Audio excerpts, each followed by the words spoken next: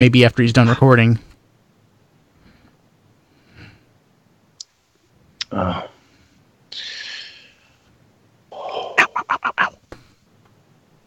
And now going to the Twitch. You okay? Arthritis. Ooh.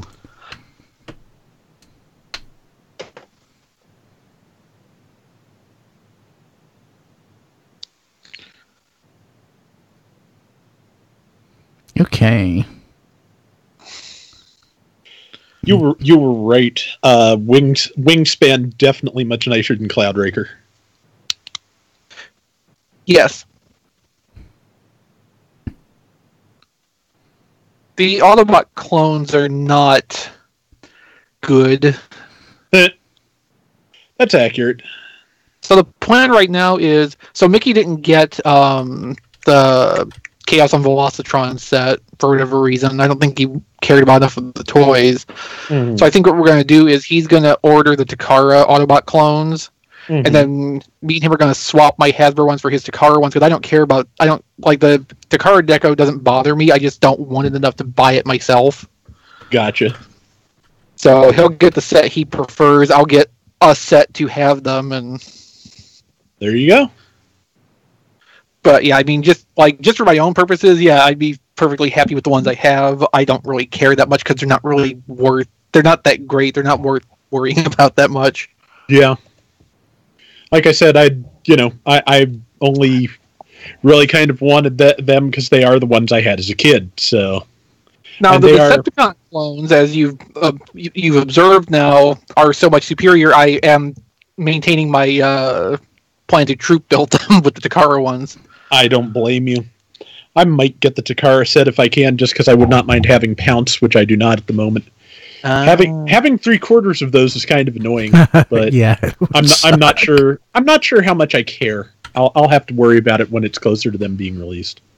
Pounce is pretty good. I mean, if it felt like there was a possibility of us getting like the Energon Terracon themed redecos we were blue skying a week or two ago, I would say just like hold off for something like that. But I have trouble seeing that happening anytime soon. Yeah. You know, I'll be honest with you. I was listening to one of my favorite podcasts, and they're having a topic that's very similar to the topic that we've talked about before, which is collecting. And they were advocating what I've advocated, what I preach, but don't practice, which is collect something specific. And I think they've nearly convinced me to offload a lot of what I have and just have a focus. Well, focus isn't bad. Well, Brian, focuses are nice, but I mean, they're awfully small cars, and you've got so much stuff you have to...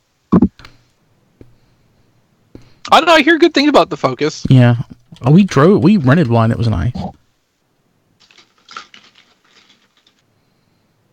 Like, it's one of those things where I hear if you're not going to get like some upscale car, get a Ford Focus because it's a really solid daily driver. The vehicle we just bought, I'm never buying a new vehicle again. If I am, I'm not spending that much. Not worth it? Oh, God, no. I prefer the car that I was driving that I spent half as much to buy. Was that the BotCon trip car? Yeah. Well, of course you prefer that. You bought it to drive me to BotCon Yes, with. that's true. I loved that car. This car is Kim's car. That was a really nice car. I enjoyed it. It had everything I wanted. It had everything I wanted. Except it would have been nicer if it had more power. That's it. Yeah. It was the right size. It had all the features. Comfortable. It was comfortable. Yeah, I might be new car looking sooner or later. And nothing's wrong with either vehicle. It's just I really don't need two cars. But the reason I kept the Honda after Mom died was with my truck having about 125,000 miles on it, which is not bad for a truck, obviously. No, it's just I didn't want to. I said, okay, if I get rid of the Honda, I'll have the truck, or if I get rid of the truck, I'll have the Honda. The Honda's not built for a guy my size. It really is not meant for a guy my size. Wait, it's a Civic? 2008, no, Accord. Dude, that's plenty big enough for you. It is, but even on long trips, I'd still get kind of cramped. Dude, my favorite car was my freaking Elantra, which is tiny compared to... we might interpret it one way, but Don's also fairly tall, and I can see how legroom might be a problem for him. What, you're 6'2"? 6'2", 6'3". You're like 3 inches taller than I am. Legroom is a consideration. I mean, I could not actually get behind the wheel of either of my parents' cars because of legroom than because of my weight. I mean, a combination of the two, obviously, but especially legroom. But I've got more room in my F-150. It's just I figured if I want to have two vehicles, because I took out the loan against the truck because I got a stupid low interest rate percent to pay for Mom's cremation and everything, and I figured there's no sense in paying it off early since I'm paying 0.09% interest. So but once that's paid off, I'm going to look at getting something new. I want a new truck. It's just my truck is now their base fleet truck, and it's more expensive. So it's like, how does you become a base fleet truck and you're more expensive than what I paid for it? Inflation, I guess. So yes. I don't want to look for a new vehicle. I like what I got, but I'm just saying sooner or later I'm going to have to. Having a second car is not the worst thing, though. I mean, you don't want to go out one morning to do your, insane hours and find your car won't turn over. Exactly, because that way I'm not forced to I've only got this one car. I have to do something now, and you might do something you don't like just to have something. But so now, I've got plenty of breathing room at this point. It's just the fact that I'm paying double taxes. I'm paying for double license plates. Is that like is that like reverse Dononomics? I guess it's like anti-time. It's antinomics. Yeah.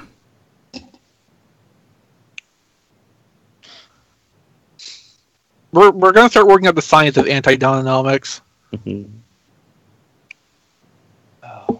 Oh, I was just listening to the Piece of the Action episode of that one episode, and is that the episode? Is that what you did this week? Yeah. Oh, that's why I listen to it more than Rascals, because Rascals, it's funny, but it's also kind of a little cringy, kind of. It's just, but it's. But I was listening to that because Piece of the Action is probably it's in my top 5 favorites. My favorite TOS is Doomsday Machine. That's my favorite. That's a good one. I like it, but I have such banal taste. My favorite episode is The City on the Edge of Forever. Oh no, that's not bad. That's a good one to have. It's not a bad episode. It's just not in the theme for us to cover. Yeah. It's too good of an episode. There's nothing for us to talk about effectively. Like Darmok, that's why there's one thing to talk about. Yes. When he shoves Edith Keeler into the path of the... Actually, no. Murderers and assassins when he's... Murderers and assassins when he's screaming. That's hilarious. And, God, I love that episode so much. And they didn't... Yeah, nobody shoved Edith Keeler. She walked out on her own, and then... Oh, that's true. Kirk stopped McCoy from going and saving her. Yes, Kirk held McCoy back. Yeah. But in my headcanon, he pushes her. Actually, in the original script, he did push her. Oh. Yeah. In the Harlan Ellison... I think it worked better in the form they filmed it. Yeah, in the Harlan Ellison original script, he pushed her. Probably if I had my top 5 other after Doomsday Machine... there's, I guess, the one with the Gorn. I can't remember. Arena. I said mock time. The Romulan, not Enterprises incident. The one Balance of Terror. No, the one where we meet the Romulans for the first time. Balance of Terror. Balance of Terror. Yeah, that was another super strong episode. I really enjoyed that one. Basically, it's like there's a series that there's a show, SF Debris does an opinionated look at a lot of Star Trek series, and he covers that one. He raises a lot of good points of how it was very World War II submarine versus destroyer. Yeah, Yeah, that was the whole style they were going for. Yeah, it worked with out the well. writing and filming of that episode. It worked, and it also explains a lot of like the technical jargon they end up developing for that episode, like the cloaking device. I think that was the first time they specifically called out photon torpedoes rather than phasers. Mm-hmm. I'll be back in like 10 minutes. Okay. I'm trying. I really. It's hard to remember. Hard to remember titles for some reason. The one with Alice and the Pleasure Planet.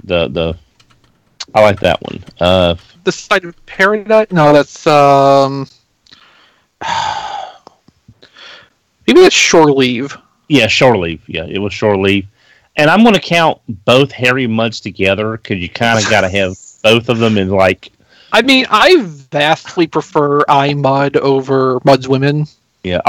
Yeah. I Mud is much better. It's just he had so few appearances. You sort of kind of combine them together to crap. That reminds me, I haven't watched the mid-season finale of Discovery yet.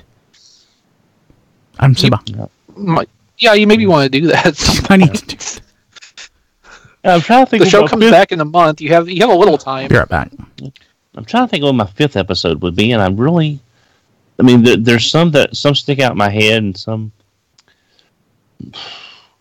Yeah, so City on the Edge of Forever is just like legitimately good sci-fi. It's a really strong story. I think kind of above the level of what Star Trek otherwise was. So I don't think there's any fault in calling that out as one's favorite. Yeah, it's that, and I like Doomsday Machine because you get a lot of great acting, especially from the guy playing Decker. I mean, you get a lot of really strong. He overacts pretty hard, but it's still pretty good. As far as you kind of believe his anger and rage and resentment and guilt and all that. I mean, you kind of for the context of the '60s, he does kind of pull off the PTSD thing. Yeah, but the drama, the going back and forth. It's like if I only had phasers, you got one bake. Way to go, Scotty! You got one bake of phasers. Well, and I think that's one reason Doomsday Machine stands out too. It's one of the very, very few instances when you have two Federation starships working side by side, even if you don't actually ever see both of them functioning in one shot together, because obviously that would be a little bit more of a time sink than they could manage at the time. It's I know you usually don't watch them, but have you seen any of Star Trek Continues or Phase 2? Have you seen any of the fan series? They just ended. I think it was Phase. I know one of them ended. Yeah, the one that just ended super strong. I mean, it was a solid. Me and Mola both watched it. It was a solid ending to that series. It was just a great. Well, I mean, Maul's going to be out of a job in a few weeks. You can always start your own Star Trek podcast with no relation in title. I know. Well, I mean, we might, we could do that. I mean, would you be willing to? Hello. Would you be willing to produce even if you didn't want to be part of it? No, but you might talk to Jason Kirk about it. Okay, because it's just there's some pretty good episodes in there of those series. Basically, once Toast is over, I kind of want to spend some time away from producing podcasts. Oh, yeah. Well, I don't want to stop doing podcasts as such, but I want to have some space from doing the back end work too. Space, I got you. Well, not just that, but with all the Power of the Prime stuff coming out, you're going to be really busy with photos and video reviews. I'm hoping at this point that it's still going to be a few months until Wave 2.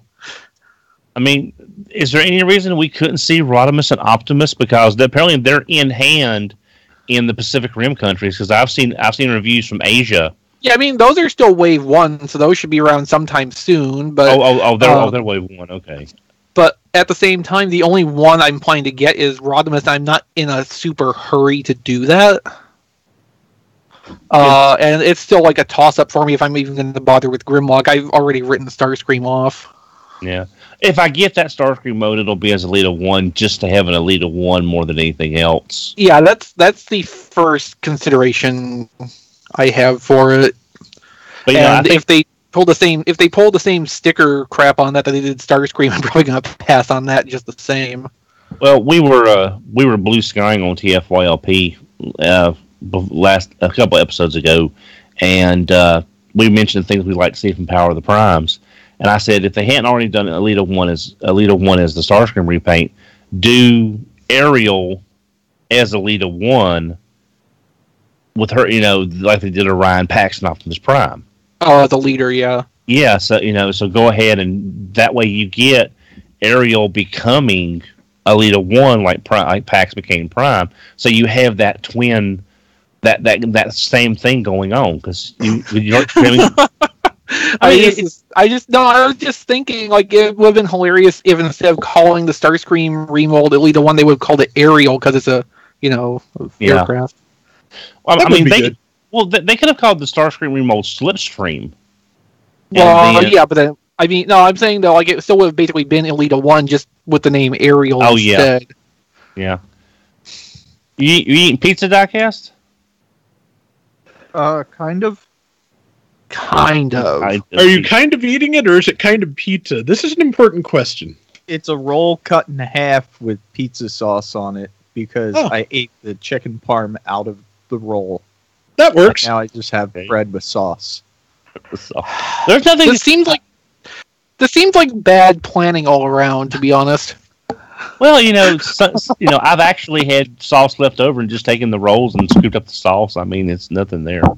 Hey, can someone give me a link to the show notes? I had to clear my cookies, and my link to the notes got gone.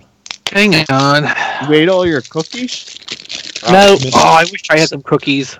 Now, sometimes when I go to a couple of websites and try to log in, for some reason it just keeps cycling through the login process, and I never can actually log in to a storefront. So sometimes you have to clear your browser. Hasbro Toy Shop, that's just the way it works now. No, it's Hasbro and a couple others. I don't want to name names. People thinking I'm bad mouthing them. It's just I had to go in and clear some stuff. Hasbro Toy Shop does just legitimately work that way now. You can't log in with an existing account; it's broken. Well, that's well documented at this point. Yeah. They've got 30% off any one item today, but I can't find anything I want. They don't have, and I wouldn't mind getting a Wave 3 crosshairs or a couple of, things I wouldn't really normally jump on unless it was on sale or, things like that.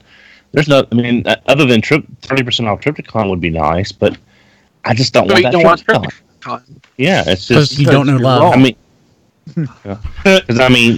It's not a deal if you can't use it or don't want it. Yeah, that's true. That is very true. I do want a Triptychon. I probably would never buy one until it goes under 100, like Fortress Maximus has been doing for the past few months. But even then, there's kind of a hesitation because, like, where the hell am I going to put Triptychon? Mine's sitting on the floor. Yeah. I'm out of floor, Brian. All right. I know. What I want to know, because if this didn't happen, my job today failed. Did any of you chuckle when I said Fortress Maximus is going to be relevant again because he's going to be in the Titan's Return? I did. It wasn't an audible chuckle, but I thought it was. I said, "Haha, that's not true." I thought you were actually being serious since you like terrible, terrible things. So John's on.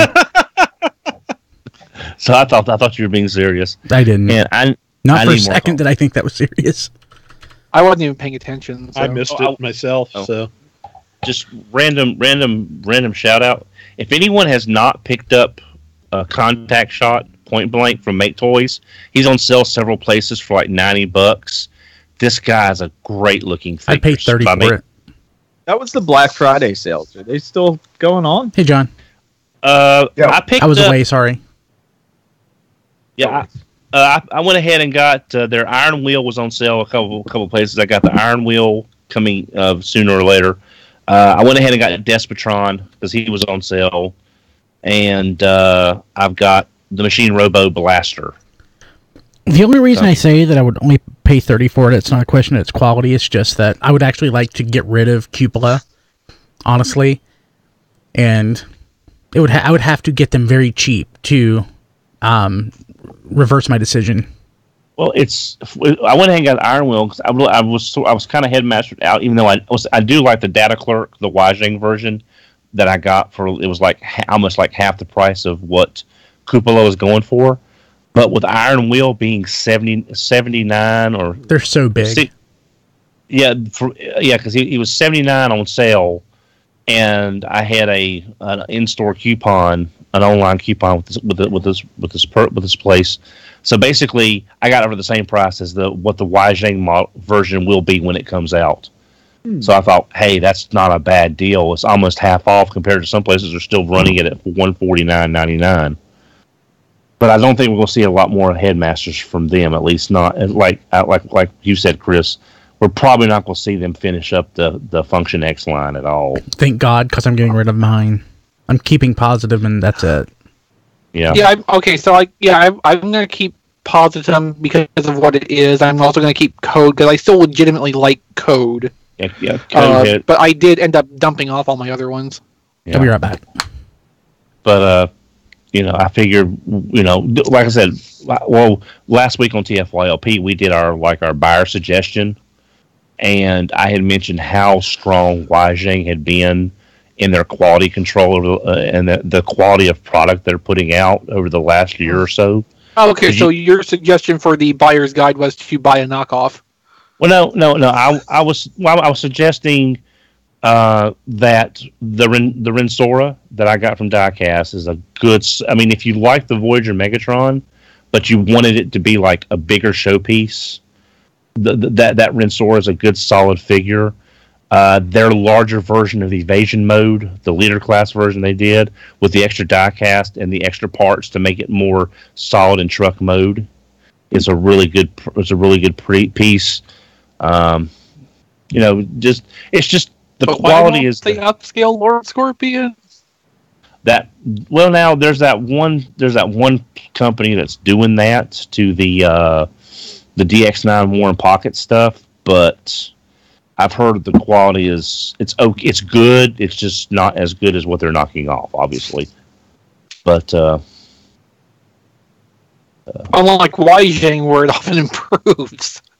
Well, yeah. I mean, seriously, they knock it off, but they actually make improvements how many companies do you know would knock off something and add die cast and add parts to make it look better? Because that Evasion Mode Optimus kind of had a really cruddy back, but they added some hidden parts to make it a lot more flush on the back of the cab. I never ended up getting Evasion Mode Optimus. Oh, really? I mean, the Deluxe is. I mean, the Voyager's fine. It's just the extra clearance on that leader size really helps on the transformation because you got that whole shoulder swivel thing going on, which is kind of like. I decided to avoid the Evasion Mode Optimus because I heard a lot of the hinges and internals were clear plastic, so I was leery of the toy's lifespan. Yeah, I know y'all have seen this, but this is the dark the Nemesis version of the Wajing. I mean, just look at that black and the purple. I mean, it's just absolutely gorgeous. That's pretty. I mean, it's a gorgeous figure. He comes with an absolute. He comes with Striker Noir level accessories. You got multiple axes, multiple shields, swords. If that thing could add 300 square foot to my house, I would totally buy it. Well, one of these days, when they become self-aware, they will be able to build stuff for us. Yeah. Although they probably won't want to. But. Shoot. I was about to say, they'll be able to build stuff. Whether or not they want to do it for us is another question. This is the only thing I wish I could find. We'll be right back one more time, then it's probably showtime. Sorry. Okay. Showtime. I love Ava Prime. It's just I kind of wish I'd gotten the trailer with him now, but I also really didn't need the trailer and add another $80 to the cost. But I do really, really like this. I hate Evangelion because, like I said, my first experience with the show was the series finale, and that never makes me want to go back and watch it again. But I love the colors. I forget. Did we ever determine which version of the series finale it was you saw? No, all I know is I don't ever want to see it again, no matter what it was. Okay. I mean, did it end with applause or strangulation? Those are the two options. I think I was trying to strangle myself for having sit through it, so I'm not quite sure if that counts or not. Okay, that sounds more like the movie. All right, I'll be right back. I need coffee. Coffee, a bowl of coffee. His bowl's empty.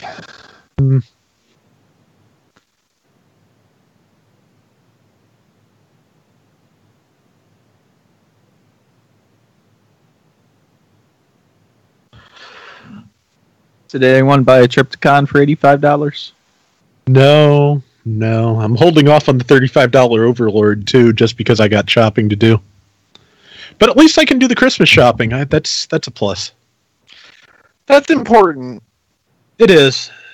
Makes me feel good, too, so. I mean, your house isn't really big enough to do a functional Secret Santa thing, is it? No, it really isn't. Overlord for $35 is a pretty good deal, considering I haven't even seen an Overlord on the shelf. Really? Oh yeah. I would do it if I could, but just not at the moment. So I'll survive. I could if I would, but I can't, so I won't. Exactly. I'm sure Overlord will go on sale again. Oh yeah. So what is this? So TFU.info said, as much as I'd love to listen to a Mark Webber interview, who the hell has time for a 9-hour podcast? Who did a 9-hour podcast about that? I don't know. I don't know. But I know that it exists. And I've seen the references to it today. Yeah. I didn't post it because I didn't want to just gank someone else's synopsis, and I didn't want to listen to a freaking 9-hour podcast. So. Yeah. Even if they do say, you can jump straight to the Transformers stuff at the 6-hour mark. God, 9 hours. break that crap up, people. Do what? Mark Webber I hope, okay, so I mean, we go for hours and hours at a time for, Toy Fair, but, at the same time, we're kind of recapping the same stuff several times. We also take shifts. Mm-hmm. We rotate our people in and out, so it's not... We post a 20-minute version for people to download. Mm-hmm. Yeah. Yeah, and I think there's a difference... it's not impossible to make an hours and hours long event, but it shouldn't be, A, your main thing that you put out there, and B, you need to format it the right way. Yeah, I mean... Break that up into parts by category, for God's sake. Just do something. It should not be longer than a workday. Yeah, it's true. Unless the podcast comes out every 6 months. And if you have an interview with somebody like Mark Webber, you would isolate that and make that its own thing. You wouldn't lump it into a 9-hour show. Not necessarily. Yeah. I don't know if that... Unless Mark Webber was actually there for 9 hours. That's what I'm wondering. I'm wondering if that is really a 9-hour interview with Mark Webber. Probably and if not. so, good on you, Mark. In our format, the way we do it, if we did interviews, the interview would just be part of the show. It would not be the whole... It would not be the entire time, because I hate when podcasts have somebody on the entire time. Well, and that's why I'm saying, if you have an extended interview like that, you post it as its own thing for people to take or not. I mean, my thought has always been, if you're going to do a interview that is a whole show, just have it be a special episode or a special edition, so it's skippable for people who don't want that thing, and easier to find for the people who do. Yeah, the format's the format. I mean, I was a podcast where those are baked into the show, and there are podcasts where they're their own thing. It's however you want to do it. But I also don't want to listen to a 9-hour show. And I wouldn't rule out Mark Webber sitting and talking to them for 9 hours if they could, keep new topics coming. Because, at BotCon 2015, me and Matt stood for 45 minutes having a fairly interesting conversation with him. And then again at 2016, I know Matt was talking to him again for an extended period while I was doing display case cover shots. And he works for Mattel now, so dude is happy to just kind of sit around and talk. Yeah, he works for Mattel now. So what has he got to talk about? Well, in this case, mostly Transformers. Apparently, Combiner Wars was originally his idea. Is one of the things that came out of that. It was my idea. And one of the things that I think it was Patrick Stewart's idea, actually, but And the other thing that came out of this is that what he really wanted to follow the whole Prime Wars thing with was Transformers Generation 3, which was with going like to be... new characters and shit. What? With like new characters. That'd be fun. Yes, he wanted to introduce like a new Autobot faction that was slightly more... Edgy. What's the word? Yeah, edgy. And was made of new characters. So. I mean, that's what G2 was in comics form, so... Yeah. Edgy anyway. Yes, he had ideas, the summary of which I like the sound of, and now regret didn't happen, and also regret now that he's not with Transformers anymore. Yeah. Well, he owns Hasbro owns the ideas. Two ideas left to go do other things. Yeah. Is Eric on? Hmm. He is. I'll just add him. He is. Yeah, he's green. Okay. Did he reply to your email? Yeah, he's coming on. Cool. Okay. Hello. Hello. Okay. So we're about to start. Did the dingo eat your baby? So, never mind. Okay. That'd be a great band name. Oh, it was. Was it? And Buffy. Okay. Oh, yeah. Well, 3, 2, 1. Yes. Thanks, Don. This is Radio Free Cybertron, episode 548. I am Brian Kilby. And with me this week, joining literally 10 seconds ago, the man from Purdue, Eric Crownover. How do you know he's from Purdue? Because his shirt says he goes to Purdue. And No it's all the clue. and all the free chickens. And He could have just bought a shirt from there. And he wouldn't shut up about it on Twitter and Facebook that he's going to Purdue. So, by God, he's going to Purdue.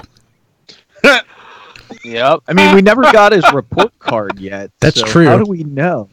No, he made the right choice. It's a great school. I'm glad he's there. I'm giving him crap.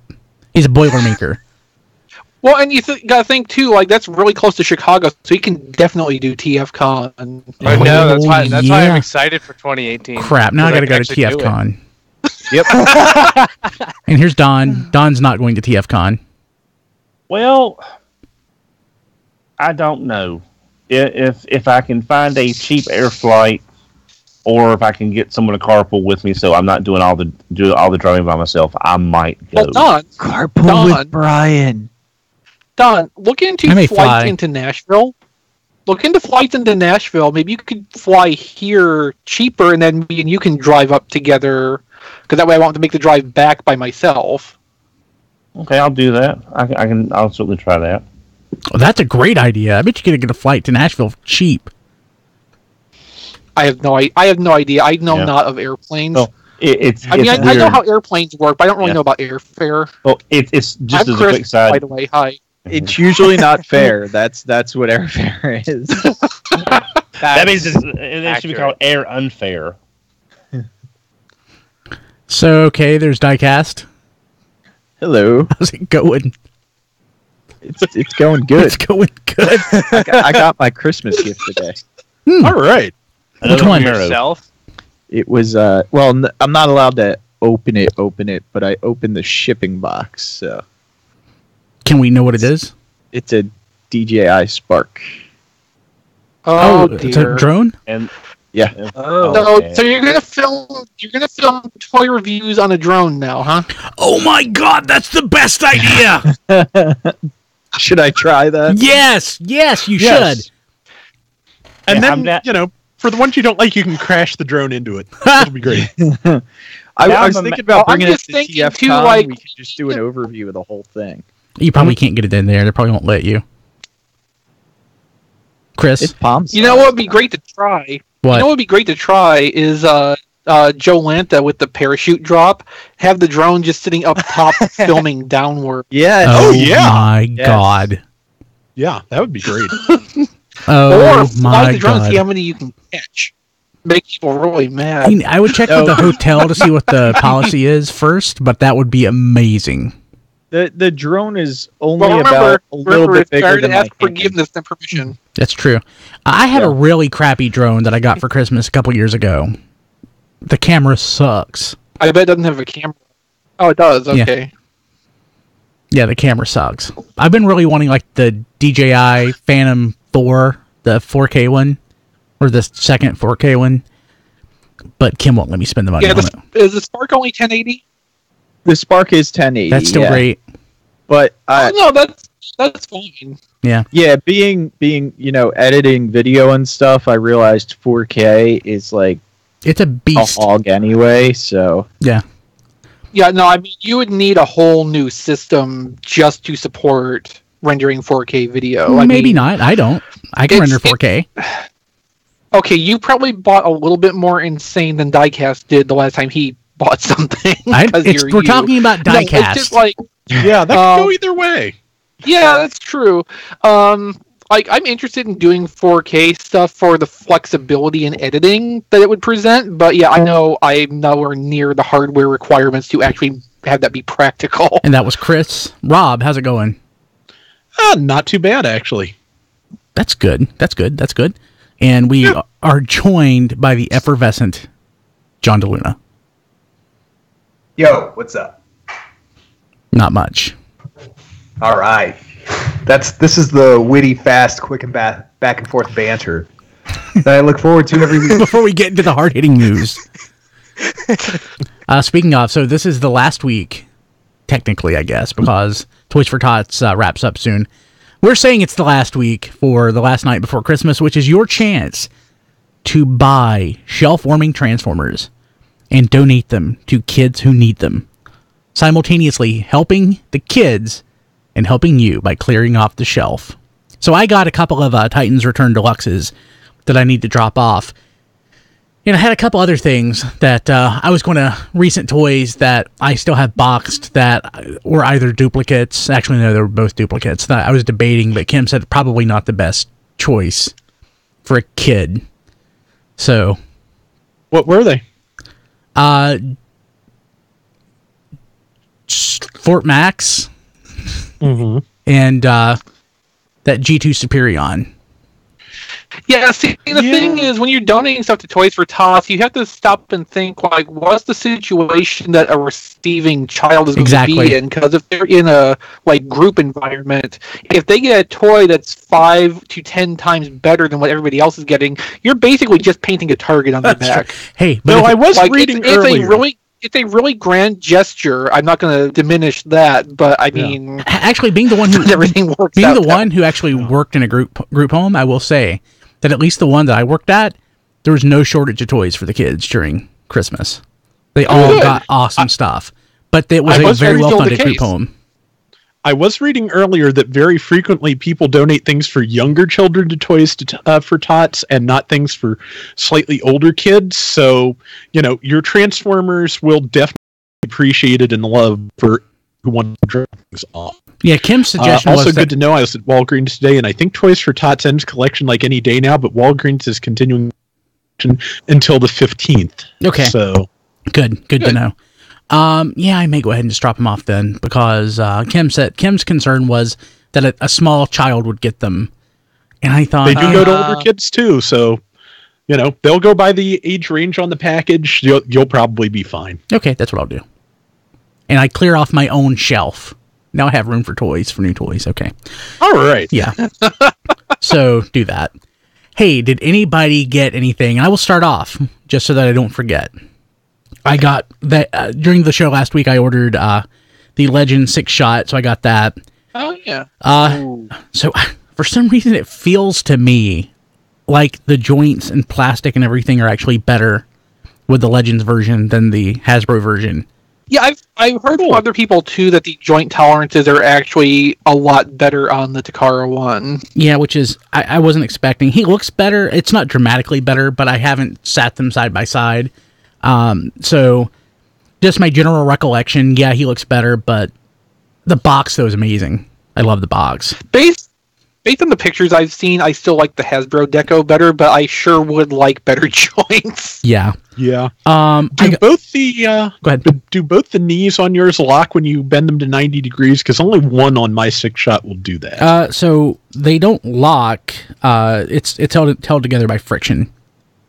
Okay, because like when you bend at 90 degrees for like certain transformations, there's actually a point where it clicks, but it only does it on one of my knees. No, neither I leg did clicks. not have that. I don't recall having that experience on my Hasbro 6-shot.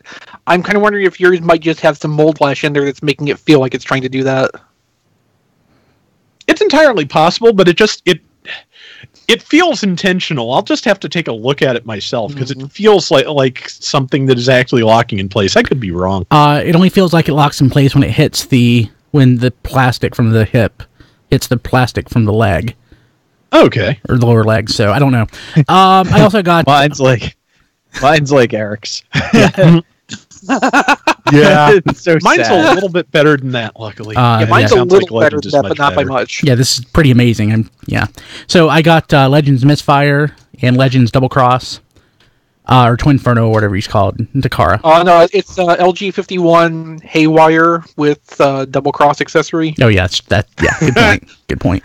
I haven't opened those yet. I got, what else did I get?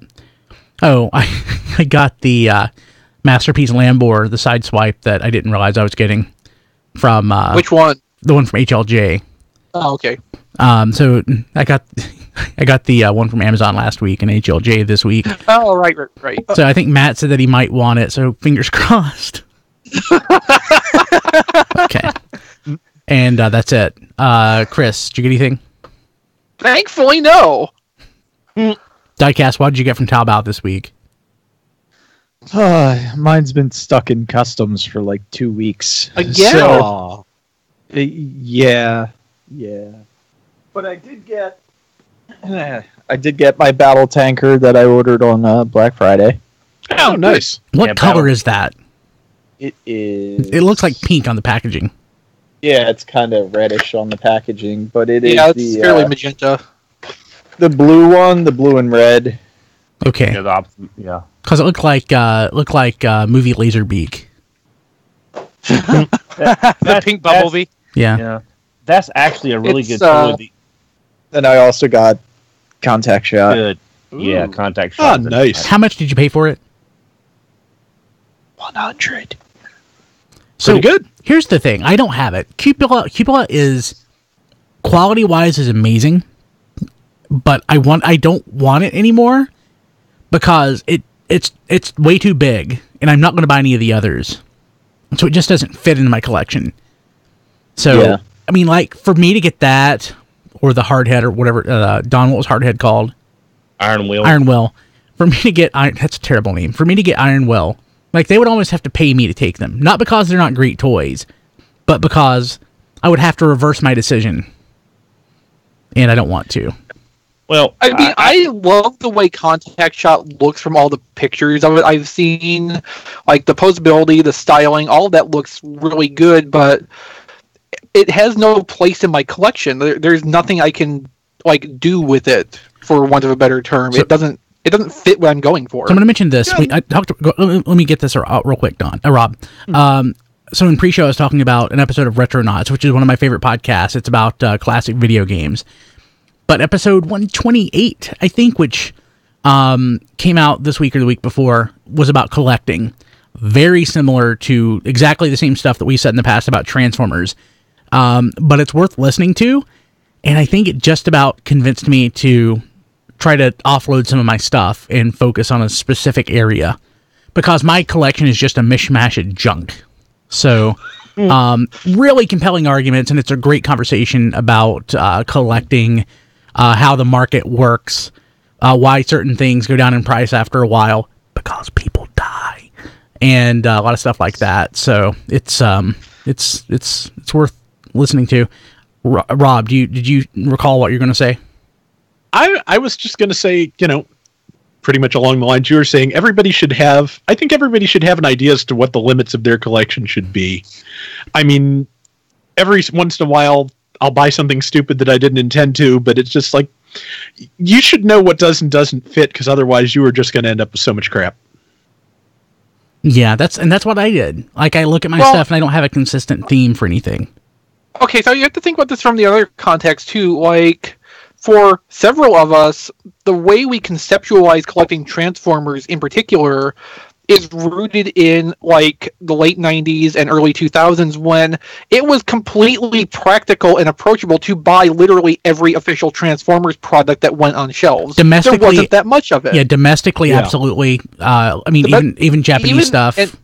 Even the imports, like, it's more of a stretch, but it was doable. Oh, I mean, like, everything going back. I like, it, like, there was a point, there still is. Like, there are plenty of people who have a complete G1 collection. It is totally doable. It is not impossible at all. No, I'm just thinking of it in terms of, like, year to year, whatever the current range of official product is. Today, it's completely impractical to try to get everything. And then when you throw in the unofficial stuff too, like, you are fighting a losing battle, and at this point everybody needs to take a step back and think, okay, what do I actually care about? What do I want to prioritize? What am I focused on? Because doing shotgun style collecting is just not viable anymore. Yeah, like, other than movie stuff and the really high end, like, $1,000 Ultra Magnuses and stuff like that, Unicron lamps. Yeah, Unicron lamps. I basically get everything official, and that needs to stop. Because, I mean, when you try to get that much stuff too, it's impossible to actually enjoy all of it. I had a sad realization this week that, and I know a couple of you guys do the same thing. I get all of the Hasbro releases and then all of the Takara releases of the same thing. I mean, I wasn't planning to get so much of the Takara stuff this year, but then they started adding Target Masters, and, like, they're not playing fair. Like, this year might be the last year that you're going to enjoy stuff like that. If the price, people are saying because of the prices scheme. Yeah. Yeah. Also, you may, if I'm right about Power of the Primes, you may not be looking to double dip anymore either. That's what I mean. Yeah. I'm okay with that. Yeah, I kind of am too. Diecast, anything else? Other than Contact Shot? Contact Shot. We were doing What Did You Get at one point. Yeah. I forgot what we were doing. Yeah. Don. The only thing I got this week was... You got a sweet mustache. Off the Amazon sale was... I picked up another of the 10th anniversary 07 Prime, because I had a $10 credit on my Amazon account for some reason. I have no idea why, and it was on sale for $29.99. Cool. And I just really like that 07 mold, and in those new slightly tweaked colors in the chrome. I just wanted one in the box to go with my other boxed 07 Prime, so I just picked up one of those. It cost me $20 of free shipping, so I figured not bad. And the first one you got too was like a warehouse deal too, wasn't it? So it was a scratch and dent box. Yes.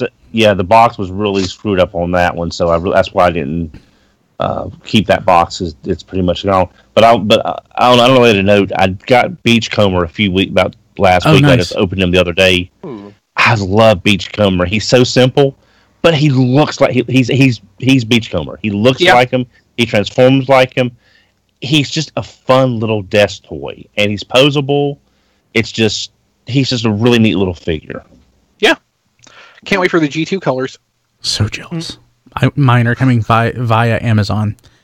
Eric, did you get anything? I got the Walgreens clone 2-pack, the Wingspan and Cloudraker, thanks to Sean Janesco on Twitter. He sent them to me, so thank you very much, Sean. Awesome. Yeah, I can definitely say that if you get this 2-pack, you get the best and the worst clone out of the 4, because I had the 4.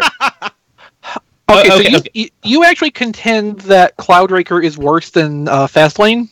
I would think Fastlane would be the worst. I think that Cloudraker's worse. I think that Shut your mouth and turn off your camera and go away. I mean, Fastlane at least kind of looks like a car. This is a box. Eric, have you seen a car? That's how G1 is, though. That's pretty G1. That is how late G1 is. Yes, I mean it's accurate to that. I mean, I don't know. I like Fastlane. Clones aren't more. Late G1 though. I'm not saying that either are convincing, but the Decepticon clones are definitely the two better toys. Oh yeah, without a doubt. I still like the Autobot clones. Like they're like cute little robot modes, but yeah, the Decepticons are good toys. That's what I could say about them. Anything else? Nope, that's it. What's your So, desk Rob, spot what for do you today? think about the clones? My desk spot was Wingspan. Cool. Okay, Rob, you got them as well. But yeah, I also got the clones, and yeah, I agree with everybody. Wingspan much better than Cloudraker. I do not yet have Pounce, but I would not mind having one based on the Wingspan mold. Cloudraker, of course, I'm happy to have because now I have both of them because this is one of those ones I had as a kid things. So every so often I have to go for that. Just kind of like with Beachcomber, as much as I do like things that aren't just G1 with ball joints, every so often you hit one where it's hell yeah G1 with ball joints, and just like the Dinobots, I'm pretty happy with the Autobot clones, even if they're not great, because I mean even originally they were not that great. So go ahead. Go ahead. Other than that, I also got a warehouse deal. I got Dragon Quest Builders for the PS4 for $20. I've been wanting to get that for at least a year, and that is a really nice game. It's Dragon Quest Minecraft. It's exactly what I thought it was, and I am enjoying it a lot. Neat. And go ahead. I'm sorry. Man, you have bad luck. Yeah. I've been really good at talking over people this week just for starts. But the last thing I got is when we were talking about random markdown crap at GameStop after last week's show, I did manage to track down that Mega Constructs Destiny set, the Cabal Interceptor, for $350. That was originally a $30 set, and it shows. It is a nice big tank, and that was a worthwhile purchase. That is really neat for $3.50. So you mentioned having the clones as a kid, and I did not have the Autobot clones as a kid. It just occurred to me where I got them from. I am pretty sure that I got my Autobot clones from my buddy Blue Street 7, David Schultz. And if you don't know who he is the guy who found Tommy Kennedy on his Gamers Going Gray blog. So it's just kind of funny. Cool. I got a funny story about the GameStop clearance because I was all into that. Are there Transformers involved? Yeah, say it's a Transformers keychain. Okay. It came in a box this big. They shipped everything individually. They charge you for one shipping charge, and they shipped everything individually. I'm still waiting on some stuff, but in one box it was this big, and it was smashed, and I was like, I don't know what's in this box. Did Don ship damaged. Yeah. No, it was just a keychain. That huge box for that. It may have gone through Don's post office anyway. That's very true. This is a completely off-topic thing, but I'm mentioning it because of mentioning it with John being on. I'm going to be in Roanoke tomorrow, and I'm going to be stopping by the Pinball Museum tomorrow up in Roanoke. There's a pinball museum up there, and so hopefully the post show next week I'll be able to tell y'all some of the machines I saw and some stuff. Cool. So I'm just putting that out there for next week. So John, did you get anything? No, tomorrow I'm getting all the stuff that you got, all the new Legends stuff. So, hooray for that. And checking my GameStop order that I placed post-show last week, I haven't gotten crap yet. Yeah, I may never get it. What did you order? Those Star Trek cup holders or cup? The transporter pad coasters? The coasters, yeah. Yeah, I ordered that and the door monitor, I guess it was. The door panel thing. Yeah, and they didn't show up yet, but they said they shipped, I think. So let's go ahead and jump to This Week in History. December 5th has been either a rough day or a banner day, depending on your point of view for Transformers video games. In 1986, The Mystery of Convoy was released for the Famicom, and in 97, Beast Wars Transformers was released for the PlayStation. I own both of these games, and they're both terrible, but I am endlessly fascinated with one, and I loathe the other.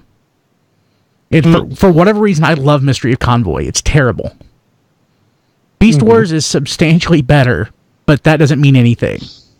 Beast Wars is substantially better in some respects, but it could be considered worse in others. Yeah. It's not bad enough to be remarkable, I think. It's kind of a middling early 3D PlayStation title, and so it doesn't have that like real spark of infuriating badness that Mystery of Convoy has.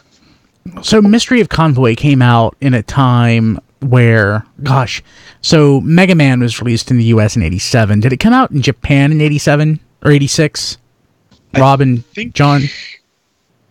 Somewhere in there. So yeah, I would assume so. So, I mean, Super Mario Brothers came out, I believe, in 85 in Japan. So this was a whole year later. And it's such a worse game than basically Mario, Mega Man, or anything that would be coming out at the same time. It is such a botched, terrible game. But, I don't know, I love the music. I love the fact that you play as Ultra Magnus. I love that you can jump. As bad as Mystery of Convoy is, from what I've seen of playthrough of the Headmaster's game, I actually think the Headmaster's game is worse.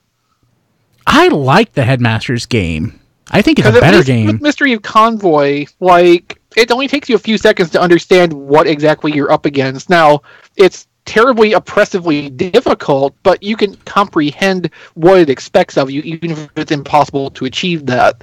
With that Headmaster's game, you're just like thrown in the deep end, and the rules change from minute to minute. Yeah, that's fair. Yeah. That's fair. And it's also a Famicom disc game system, which has its own complexities. I hate having to flip the disc and all that stuff. Yeah. It's not fun.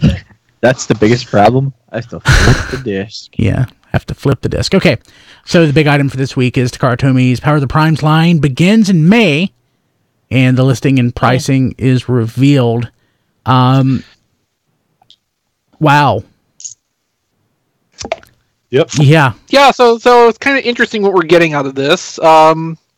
What we're seeing for that May assortment looks an awful lot like what we got for our Wave 1, minus a few things. And the pricing seems oddly low. Yeah. You think 7,000 yen is low for a leader class? Compared to the 8,500 they normally are? They're Yeah. normally 8,500. Okay, I was comparing it to domestic retail, which would be about 5,000. Yeah, if you look at the Also- difference... Go ahead. If you look at the difference at BBTS, you can actually see at their prices, Six Shot is $15 more than Rodimus Prime. So Wow. the difference pretty much translates over pretty cleanly. So, yeah, I'm thinking these are just gonna be straight up repacks of US things, or possibly just US things with stickers on them in Japanese. All right, why would they do that? Have they done that before? Money. Okay, For the so last night. it's interesting what Yeah. we don't see listed here, which is there's no Dinobots, there's no Starscream, There's Slash. no Dreadwind.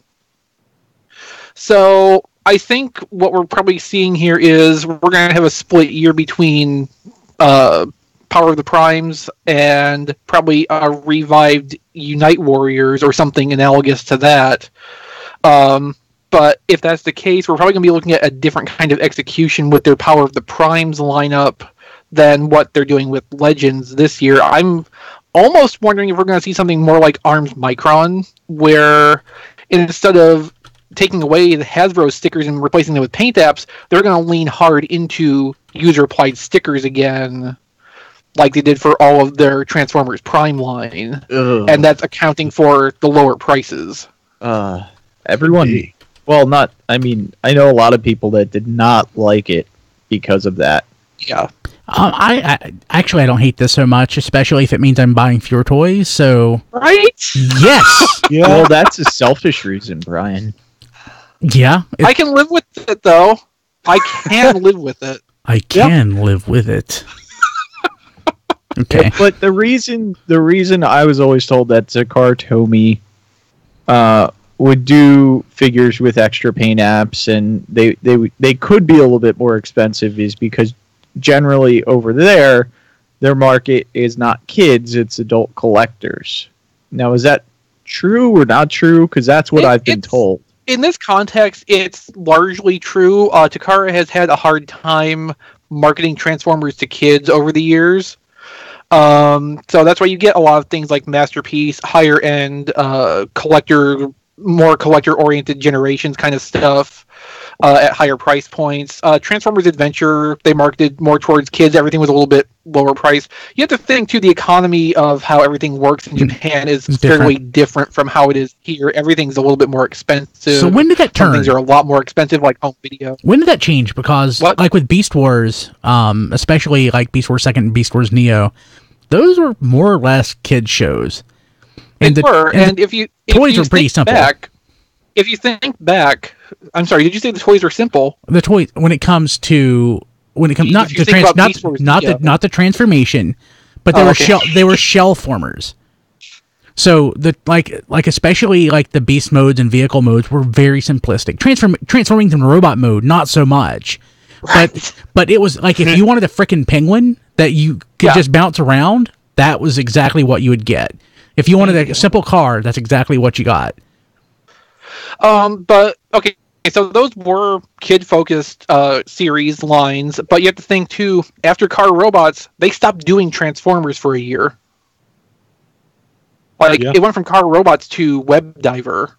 Yeah, that's true. And then it was only when Hasbro was like, let's do a line, let's co-produce a line together. That's when, we got Armada and Micron Legend at basically the same time. Web Diver is a good transitional line, I would say, between what we got there and then what we would get with Unicron Trilogy when it came to sort of the engineering, because Unicron Trilogy was, again, pretty simplistic. Web Diver is pretty simplistic.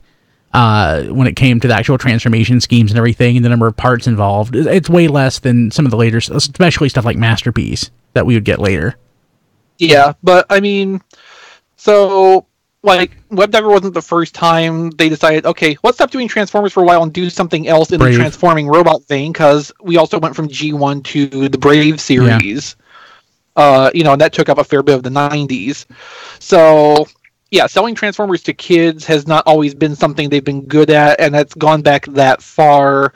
And I think it was really the Hasbro, the co-relationship with the Unicron Trilogy stuff that kept that going in Japan, because when we got to Galaxy Force, several toys were canceled from the Takara Tomy lineup, which we still got here, and those were released in limited fashion in Japan later as USA editions, just in Hasbro packaging. I've always thought so, like, a lot of those. I've always thought that a lot of the fact that we would get better paint apps and such with Takara Tomy as opposed to Hasbro is that there was a sunk cost involved with Hasbro and having to release the toy first, because they end up commissioning the molds, the designs, and everything, and I figured that they would eat most of the cost.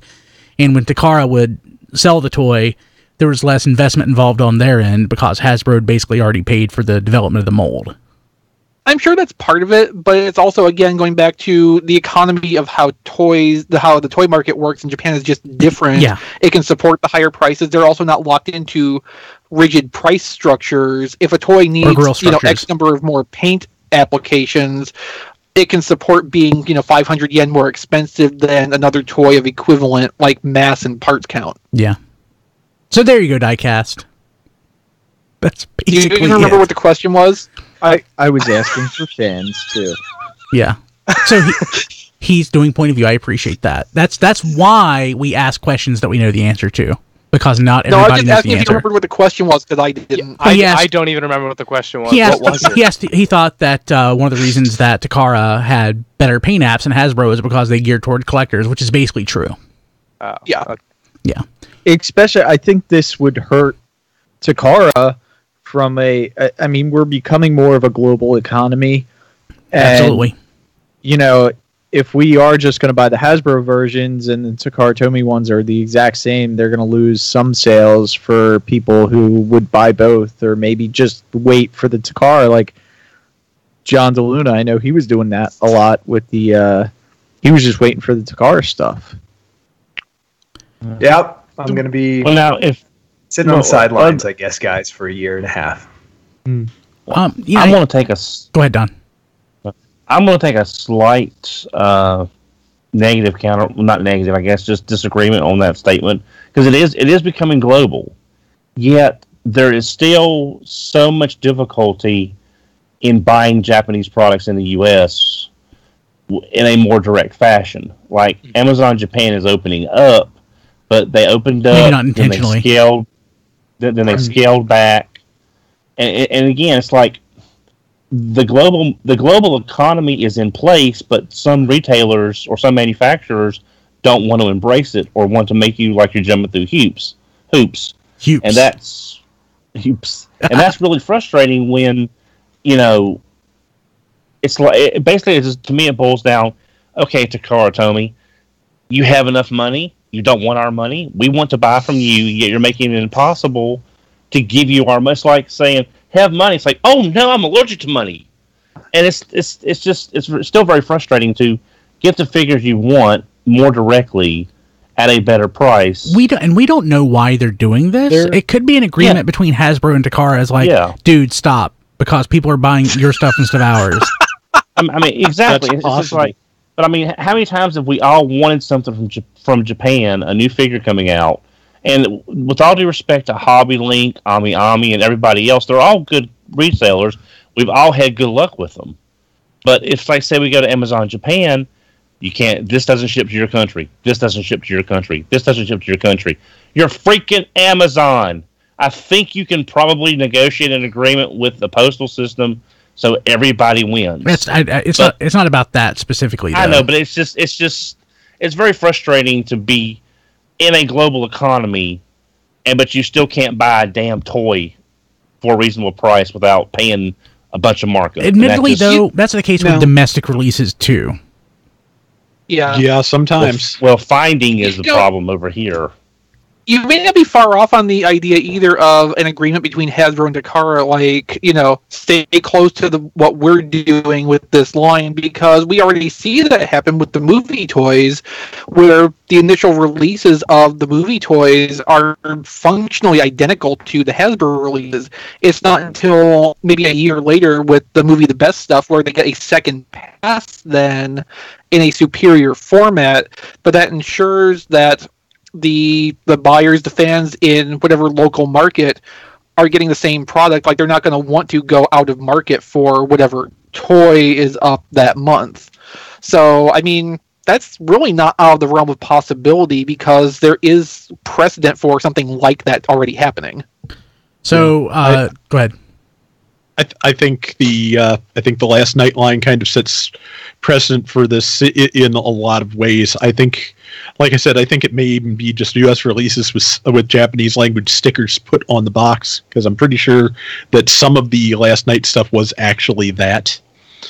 In terms of a global market, I think because there are more people than we personally know who collect things from Japan, it might be easy to overestimate the number of people and our economic importance to Takara who actually do this, but I think we're kind of a pretty small subset of a small collector's market, and if the movie line proved to them that they can still make as much money as they want without worrying about what we're going to do, they're just going to do whatever. It's a good thought. So, go ahead and moving along. Sorry, Don. That's fine.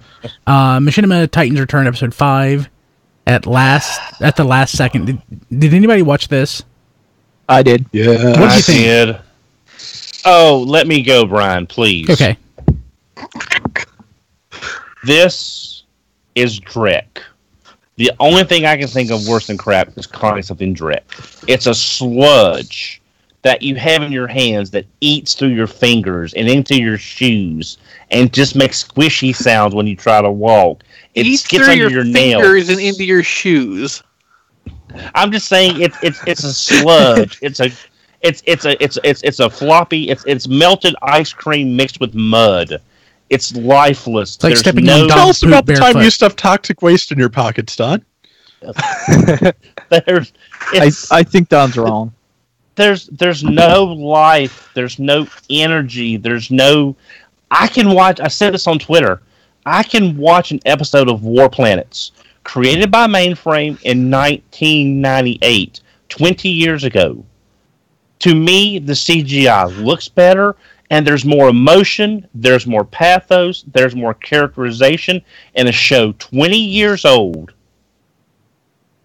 on a toy line that doesn't exist anymore than a series based on a property that has been running pretty much off and on for 30 thrilling plus years. There's more to CGI than computer power, Don. Exactly. Yes, exactly. But that's what I was saying though. After all this time, it doesn't look good. The characters don't have hardly any emotion, any pathos. There's no characterization other than what we're supplying with our knowledge of these characters. Even a web series can be so much infinitely better than this, and this is what we're getting after things like Rescue Bots and after Prime. I mean, you see what they can. Scale. I understand that, but I'm saying you can still have good writing, even if your animation can't back it up. Absolutely. But Don, this is season 2 of the Game of Thrones of Transformers. That's what I was going to say. Both beat me to it. So I'm sorry. If you like it, that's fine. And I liked it from at least a marginal standpoint of, okay, this is moving it along a little. But it's so flat and lifeless and just... There's no life to this. It's this unliving entity. There's no spark for, I guess, there's nothing. There's no life. There's no energy. There's no characterization. All right, I disagree. The one thing I can agree with, there could have been a little bit more emotion in the actors, but I like what they're doing with the series. I really like how Emissary came down and he teamed up in Metroplex and gave him that ability to basically shoot laser or fire out of its eyes. And then when Trypticon ate Emissary, or captured him, Trypticon's body inside trapped him to give him that ability to then Trypticon was able to breathe fire, which I thought was really cool. I really like that. You know where else we saw stuff like that is Transformers Armada 15 years ago. Well, it doesn't mean that it's not. Trypticon was breathing fire. Was he hiding in Carbombia while he did this? He was. Awesome. But then also the fact that Rodimus gave up the Matrix, became Hot Rod. I kind of like that. Spoilers, by the way. Spoilers, by the way. And I kind of like how Overlords just run around like, oh my God. Whatever happened to him, I do declare. He is Rodimus, what are you doing? He is super strong. So there's nothing that's touching him that's hurting Overlord. And then whatever he did to Rodimus, I don't know if there's some sort of dark energon play that's going on. Being a Phase 6 is sure a wonderful thing. I think we may actually get Rodimus Unicronus in this from the look of what's going on. Yeah, that's what I was guessing from the end of the last episode. But yeah, it could also, be. I have a question for Don. Yes. Which would you rather watch, the movies or this? This is shorter. Sorry, I'm not Don. Yeah, I think you're right. Okay, here's the thing. At least in the movies, you do have spots of actual entertainment. It's like in The Last Night, the young girl in that whole first scene, introducing her and her characterization and her emotion. That introduction scene with her, she's a fine young actress, and I think she'll do really well. Oh, God. Okay, but Don, if you had to pick between this and just Revenge of the Fallen, what positive could you find in Revenge of the Fallen to justify picking that? The forest battle. God, no. Remember Michaela on the motorcycle? That was Oh my God. That was the first movie, wasn't it? I think I would rather just not watch either if those. No, the first movie was Michaela bent over the hood. Yeah. So if I could just not watch either ever again, that'd be fine. It's just I'm sorry to say this, okay? We've seen through the years web series, we've seen short shows, we've seen skits on our whatever programming with better acting, better writing, better characterization. You can't look at 30 years of Transformers history and this is the result and someone thinks this is passable. And they did. I think it's pretty good. I mean, it could be better, but I don't think it's bad. And you have to remember This isn't costing you anything to watch. That's true. And Oh, if no, you not don't this like yet. it, don't watch it. I mean, enjoy I'm not. what you want to enjoy. So what I would like to see, what I would like to see is that, so in Japan, we had like radio shows for KISS players. I'm not saying we need KISS players, but Marvel is doing a Wolverine podcast that is scripted. Yeah, I saw that. It would have to be super cheap to do a freaking Transformers Titans Return podcast. Don't animate it, make it good. I would enjoy that. Yeah, I mean, there are parts of this that are actually okay. It is not completely irredeemable. It is not as bad, I think, as Combiner Wars was at this point. Mm-hmm. It's just that the animation really drags it down. The 12 frames per second, the Energon 12 frames is level not bad. emoting and posing. I may be exaggerating in a positive way because it's some of the choppiest animation I think I've ever seen. Hand-drawn animation used to be like 12 frames per second. That used to be, back in the day, like the standard. So I think it's probably worse than that. Yeah. Yeah, I mean, well, 12 to 24, depending on Well, how 24 you is, were animating. 24 is Or they just just don't know how cinematic. to actually use their 12 frames. Yeah. Yeah. Okay, so yeah, if 12 was like standard for Saturday morning animation, this may be 8. So yeah, it's just that the animation is really dragging this down, and the fact that sometimes it's just the choppiness of the animation and the just slowness of the directing to get this to its promised time, I think is the part that bothers me the most, because I feel like they've gone too far in the opposite direction. Combiner Wars was too short. This is actually too long. And there's just big spaces where nothing much actually happens. And that's kind of a problem. It bothers me less though this way. Like I don't disagree that maybe it's a little too long, but it bothers me way less than Combiner Wars did. Combiner Wars really irritated me with how short it was. But so I don't want to say that I'm definitely disagreeing with you, but I think that it's at least better, even if it's maybe a little too much. The thing this is the less irritating problem to have of the two. But just to finish where I was going that real quick before I pass off to Don, this is freaking Tatsunoko Productions. They've been doing anime since at least Speed Racer. They can do better than this. Probably they can do better than this if you pay them enough, but they can do better than this. If they are paid enough. Was Don going to say something? Don? I was just going to say that I know this isn't costing us anything, and I have always been a big proponent. Well, yeah, but, I've always been a big proponent of, if you don't like something, don't watch it. And I understand what Diecast is saying, but I'm saying that if I'm going to watch this and I know they can do better, and I'm investing my time and money in the products, and this is what I get, then I do have a right to at least say, hey guys, you can do better than this and make a better product. Give a better presentation. This sucks. Do better. A thing I like to say about criticism in general is I reserve the right to be negative. I want to be positive when something justifies being positive, and I want to be negative when something justifies being negative. And I think it's fair to be both, and I think one thing that's, especially with some of the reactions to, say, Justice League going around lately, a critic's dislike of something does not invalidate your love of it. Please remember that always. So I have... all things in balance. Yeah, I have the reputation, surprise, surprise, among friends and family of being critical and negative of a lot of things. I don't know if you guys noticed this. But, it's just because I want things to be good.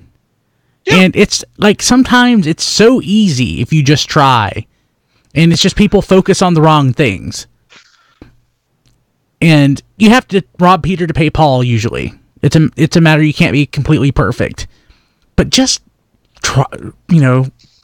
Do a little more to like make something good and less pretty. But they're not even doing that in this case, so I don't know where all the energy's going. Yeah. One thing my dad always told me when I was younger. It takes just as much effort to do something bad as it is to do something good. Yeah. I don't want to cast aspersions I on you, understand Dad Don. the lesson. I understand the lesson your father was trying to tell, but there's also the matter of just like literally half-assing. Yeah. But I was about to say, I mean, if you're gonna expend the effort to go out and do something good or bad, do something good. But laziness is always an option. Again, things like these are a gestalt. It's a matter of parts becoming a single thing. And No, that was last season. but so like the people who focus on the animation can be doing exactly what their budget allows. The people who are doing the voices are doing the best that they can for what they're given. The direction they have. Yeah, the people that are writing it are probably writing it with the intention of it being good. There's just something lost in translation somewhere. And I don't think that... I think Don's right. They wouldn't have to try any harder to make it good. I think they just need to back up a little bit and change direction. I think also coordinating a production like this is very difficult. Yes. I mean, just because it's all happening in different countries, but also it takes practice. It takes a lot of skill and a lot of experience to be able to write for limited budgets. That if they understood what their limits were, the resolution to the original Combiner Wars thing would not have been an arm attacking Starscream. They could afford an arm, and so that's how they made their finale work. That's if they understood what they were doing, that would not happen. But it's that's difficult to do, and by the time Power of the Primes comes around, they may have all of this dialed in, and it all works together perfectly. But at the moment, it's there's still growing pains, definitely. Okay, so I'm gonna move along. So Transformers movie series toys, new images of Megatron and Brawl, plus Authentics Grimlock. Authentics Grimlock. I kind of like that. Okay, so but there's Brawl, and that looks good. So I forgot. So this is Authentics. It's the re-release of the old toys, or is it new molds? These are new. Yes, they're all new. I've looked at them in great detail. We're talking about the movie toys, right? Yeah. Yeah. Oh, everyone was the movie assuming... toys and that Grimlock. Well, yeah, of course, Authentics is new. But Brawl, he's leader class. Maybe. I don't know if he's Voyager. 36 steps is a pretty. Yeah, Blackout's like 46, and he's the leader. Blackout's leader. We already have a leader class Brawl that I would probably buy because I skipped it back in 2009. Okay, one problem with that Brawl now goes for like almost $200. And a this lot of one people looks better. skipped it. It was very rare. Wow. The Toys R Us in Winston-Salem, Don, had like 40 of them at one point. Yeah. Well, heck, I bought 2 of the 6 the Walmart had the year I traded one Brawl for one Avio Swerve back when they were so hard to get. So I bought 2 Brawls and traded for 2 Avio Swerves. That was not great Dononomics. No. At the time, it was. At the time, it was. The vehicle mode for Megatron looks good for what it is. He's 32 steps. And Blackout in general just looks really good. Blackout looks great. Yeah, I am tempted. See, I got confused because Eric was. I had gotten confused because I thought. Oh, sure, blame Eric. That's what happens when you get older. I'm saying no. I clarified. Yeah, see, I thought these were all just reissues of the original toys, and that like they were doing. But no, he explained that these are actually new versions of those characters. Mm-hmm. So unless Brawl is a re-release of the original toy, which I don't think is the case, it's not. I checked. I think that is a Voyager because, as far as I remember, the only leaders we specifically heard about were Blackout and a Grimlock we still haven't really seen. Blackout looks great. Do we have? Did we get a movie Blackout that was like a leader or a Voyager class? No. Voyager. Voyager. Yeah. Because I have that animated Blackout that came out from Takara In Japan. that I love, but I don't think I have that. Maybe I do. It's just in the pile. I lose track. Scorponok I can live without. He looks kind of crummy anyway. Oh, just the accessory. I mean, Yeah. Oh, he's an accessory. He's not like a basic. Yeah, he's Yeah. an accessory. no, it's an accessory that comes with Blackout. Okay, well I feel less bad then. Because otherwise, Diecast would complain that Blackout doesn't have its iconic little partner the same way Masterpiece Barricade doesn't have Frenzy. But Scorponok was a full size character though. Like where Frenzy was tiny, Scorponok was not. We saw Frenzy transform. We didn't see Scorponok transform. So That's true. So he that? transformed from a giant scorpion to a small one. no, he just popped out of Blackout's Exactly. back and was a scorpion. Exactly. Yeah. Okay, so there's that, and of course, if you really care, we have Authentic Grimlock. I don't hate Looks it. really sad. I don't hate it. Assuming It's it's so less than like gray and $15, I kind of like the look of it, honestly. Yeah, me It too. needs paint. Dino mode. Yes, it's one color. Needs a lot of paint. Yeah, it Well, needs I mean- paint. But design-wise, it doesn't look that bad. I love it. Yeah, It's I super mean, simplistic. If you put gold on if you paint the neck gold, I think it would make a perfectly serviceable Dino Grimlock. Mm-hmm. I kind of wish they had gold paint on it here, but I can I do almost feel like it's over detailed, especially in the head, for not enough paint. It reminds me of that. Pretender I Grimlock. agree. Yeah, actually, it does. It kind of reminds me of Pretender and Classics Grimlock in terms of head detailing. Yeah. The interesting thing about it is you actually have to put it together in order to transform it for the first time. It's like Croc. It's not really like packaged in an appealing way since half the parts are disconnected from it. Yeah. But it looks like, in terms of transformation, it looks very G1. I mean, almost as G1 as Power of the Prime Grimlock does. And it probably won't be wearing a bunch of combiner crap on its back. Yeah, I was thinking that. Well, hopefully that movie leader Grimlock will give us a good Grimlock, because I was going to say, if anyone needs a redo, it's that movie leader Grimlock. So Because I heard, and could not back up sources for myself, but I heard there was a showing of some of these Studio Series toys in like Hong Kong or somewhere, and somebody was reporting what they allegedly saw there, and among other things, the leader Grimlock, the club weapon, like the Age of Extinction toy has, is actually integrated into one of the arms. So Interesting. maybe don't hold out too much hopes on this being your perfect Grimlock. So in the chat, Rodimus Supreme, who I love, asked the question, why is it that people can't understand that Studio Series is a line of new mold movie figures that are intended to do the movie characters better? And my thought Because is, we haven't seen enough of them yet. well, it's not even that. Yeah. It's just timing-wise, it's odd because movie stuff tends to come up around movies, and this is a new thing that is almost like the classics version or the generations of movie stuff, and which makes it new, which makes it odd. It's also when the Bumblebee movie was supposed to be coming out relatively soon. That's probably the main reason versus the fact that it's Because a you can't anniversary. just delay a toy line for 6 months because your movie schedule got changed. Yeah. See also G.I. Joe Retaliation. Retaliation. That poor movie. Okay, moving along. Good toys, though. Yeah, they They are. really were. Yeah. Except for that first roadblock.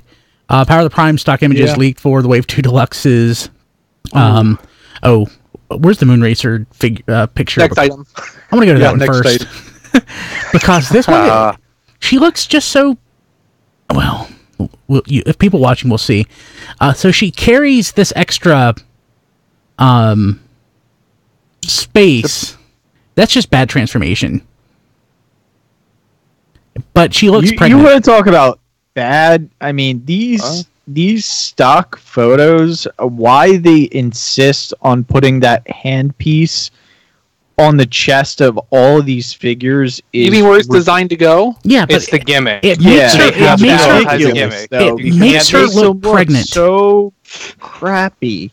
Yeah, They can't not advertise the gimmick, though. That's a huge part of the it line. wouldn't- Like, It's not. yeah, so, like, most of these or all of them can store those on the back equally well. But Yes. it doesn't really show off the accessories that great if they're on the side you can't see.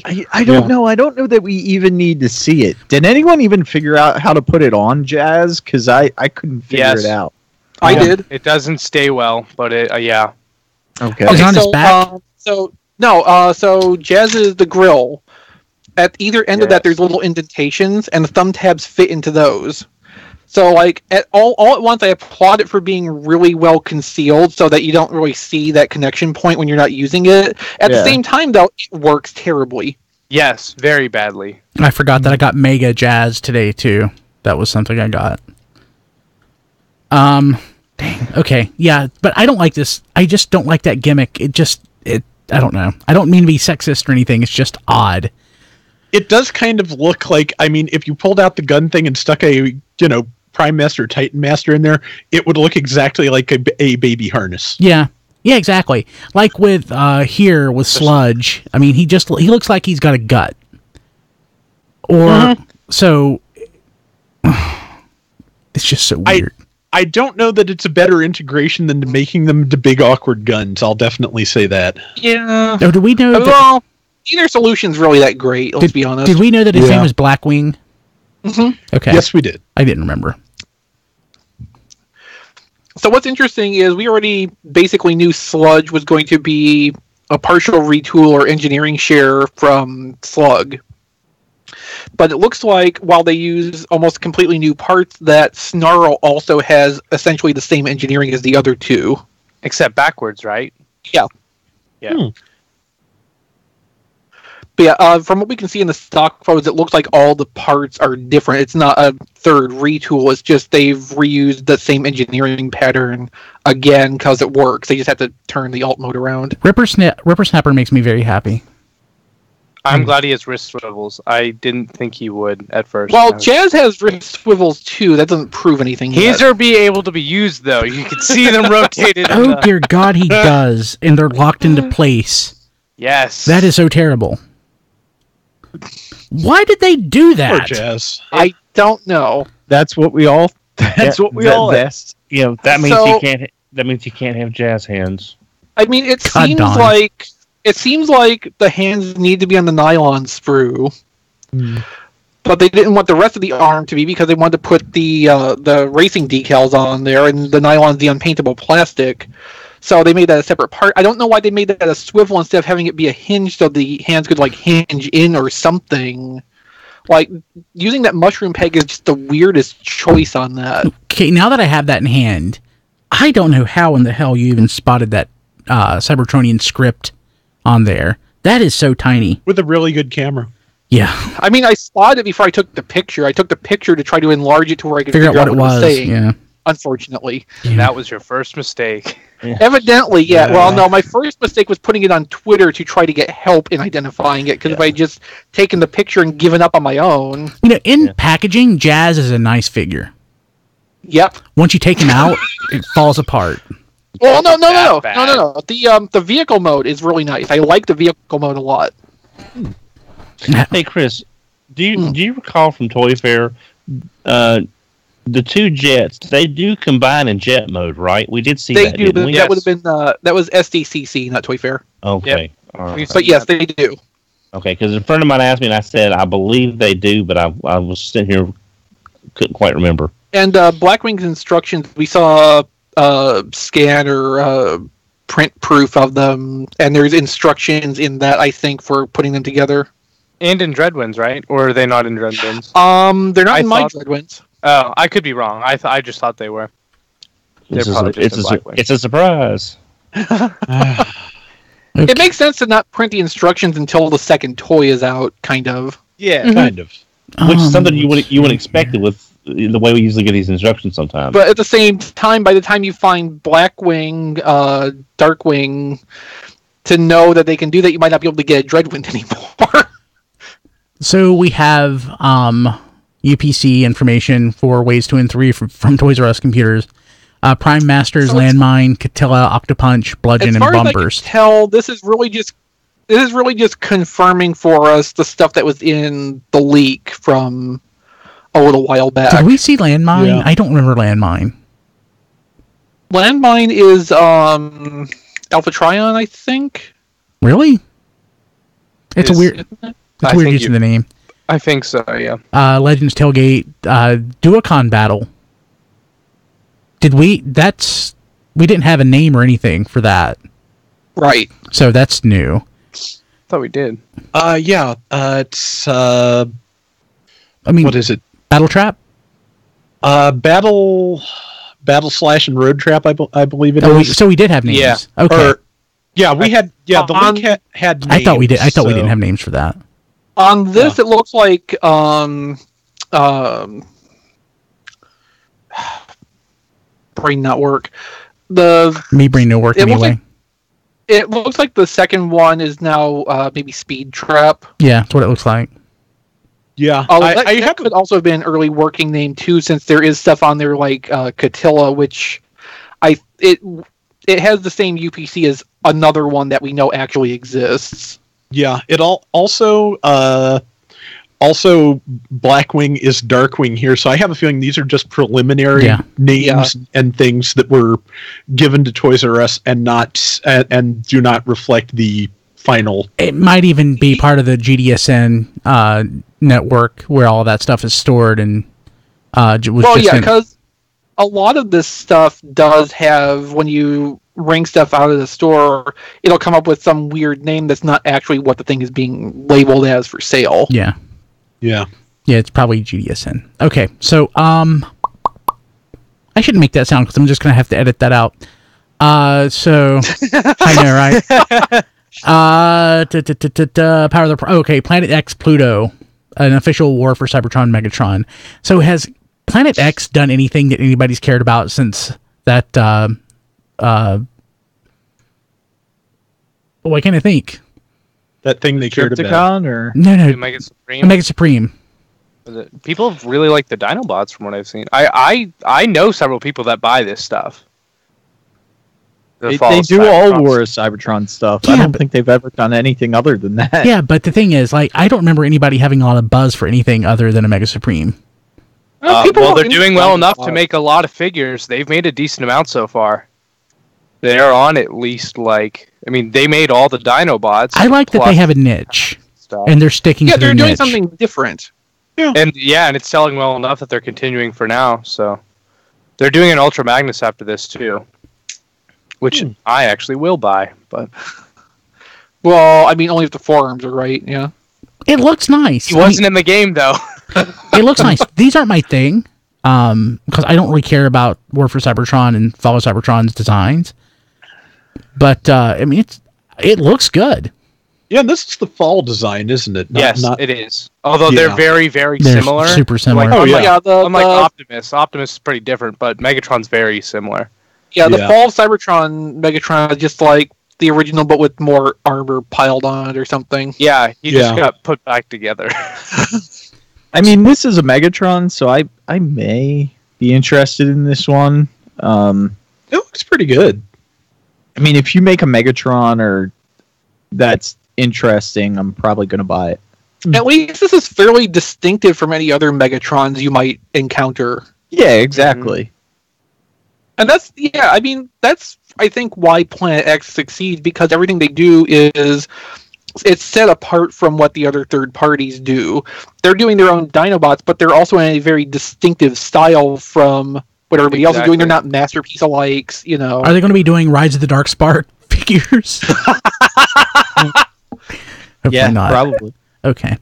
Well, they probably have a ways to go before they have to scrape that far down the barrel. I don't think there's any characters in Rise of the Dark Spark that weren't in the others. Yeah. With the exception of the movie characters. Because they still have. Did they do it? It was a joke. I'm trying to think about that. Don't overanalyze. Did they do a Shockwave? Planet X? Now I can't remember. I know they showed off a prototype. Was it not them?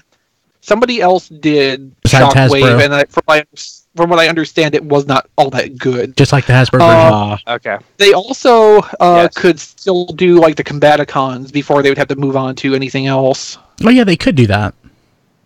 Okay, so we have photos of the LG EX God Shinrai, Super Shinrai God Bomber reissue that everybody hates that it exists. And I can't remember if I pre-ordered it or not. It looks different. Well, did you have been charged already? Oh, good. Then I didn't. It looks different, but not so different that I care. Unless you really want Cabin Minerva, there is no real reason to get this if you have got Jinrai already. I do want Minerva. But it's also cheaper than if you had bought the two individually in most cases, too. Yeah. That's the real pisser.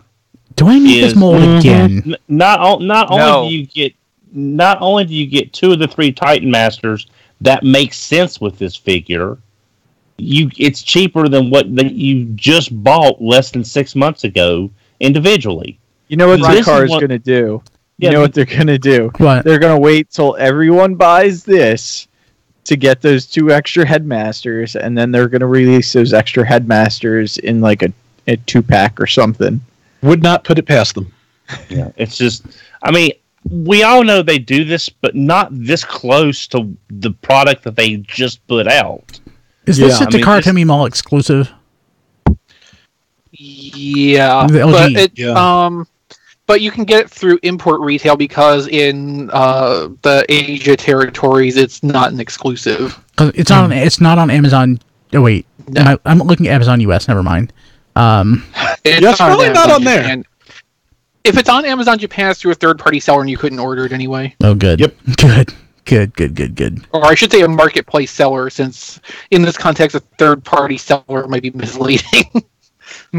Yeah, they don't have it anyway. Okay. What else we got going on? Tokyo Comic-Con stuff. So the G-Shock by Transformers watches, diorama, and more. We talked about the watches a little bit last week. We have dioramas of the Street Fighter figures.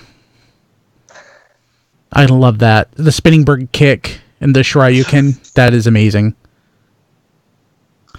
Just makes me sad that there's not a Dalzim for like the Yoga Flame or Yoga Fire or what's the other move that he does, John? Yoga Flame, Yoga Fire. He's got the drill, teleport. More? What do you want? There's another one. I can't think of the name. That's it. That's okay. Really with the teleport, you just make a Dalzim off of Skywarp. A Dalzim off of Skywarp. Teleport, you know. Oh, God. Okay, never mind. Yeah, I hate that I pre-ordered these things. Why? They're kind of awesome. I don't need them, but they're kind of awesome. Yeah, don't call them things. They're better than that. They're gifts. John wants them to keep going with that line. I want them to keep going with that line. Darn right. I don't know which character that I would want that they're not doing, other than like maybe a T-Hawk or something. I mean, I don't like T-Hawk, but I think a T-Hawk Transformer would be amazing. Yeah. T-Hawk could be based off of like Fall Cybertron Soundwave. Or not, because it's not a good toy. Yeah, or you could do Six Shot with ST Hawk, because I can kind of see where you could paint his chest to look like a vest. Yeah, actually. Mm-hmm. Is there anything? Okay, here's Masterpiece Sideswipe, which we have. What happened to Sunstreaker's head? Sunstreaker here. I hope that's a mistake. The paint? What do you mean? What do you... He doesn't have his yellow ears. I hope that's a mistake or missing paint. I actually don't know. Because that looks terrible. It doesn't look terrible. It just doesn't look great. It looks bad. Yeah, actually, I'm kind of falling out of love with it. See, that's funny. I'm growing to like it more. I mean, I'm getting it. I never really cared about it in the first place. I mean, I'm probably not going to buy it, but... Yeah, you're going to buy it. Sideswipe...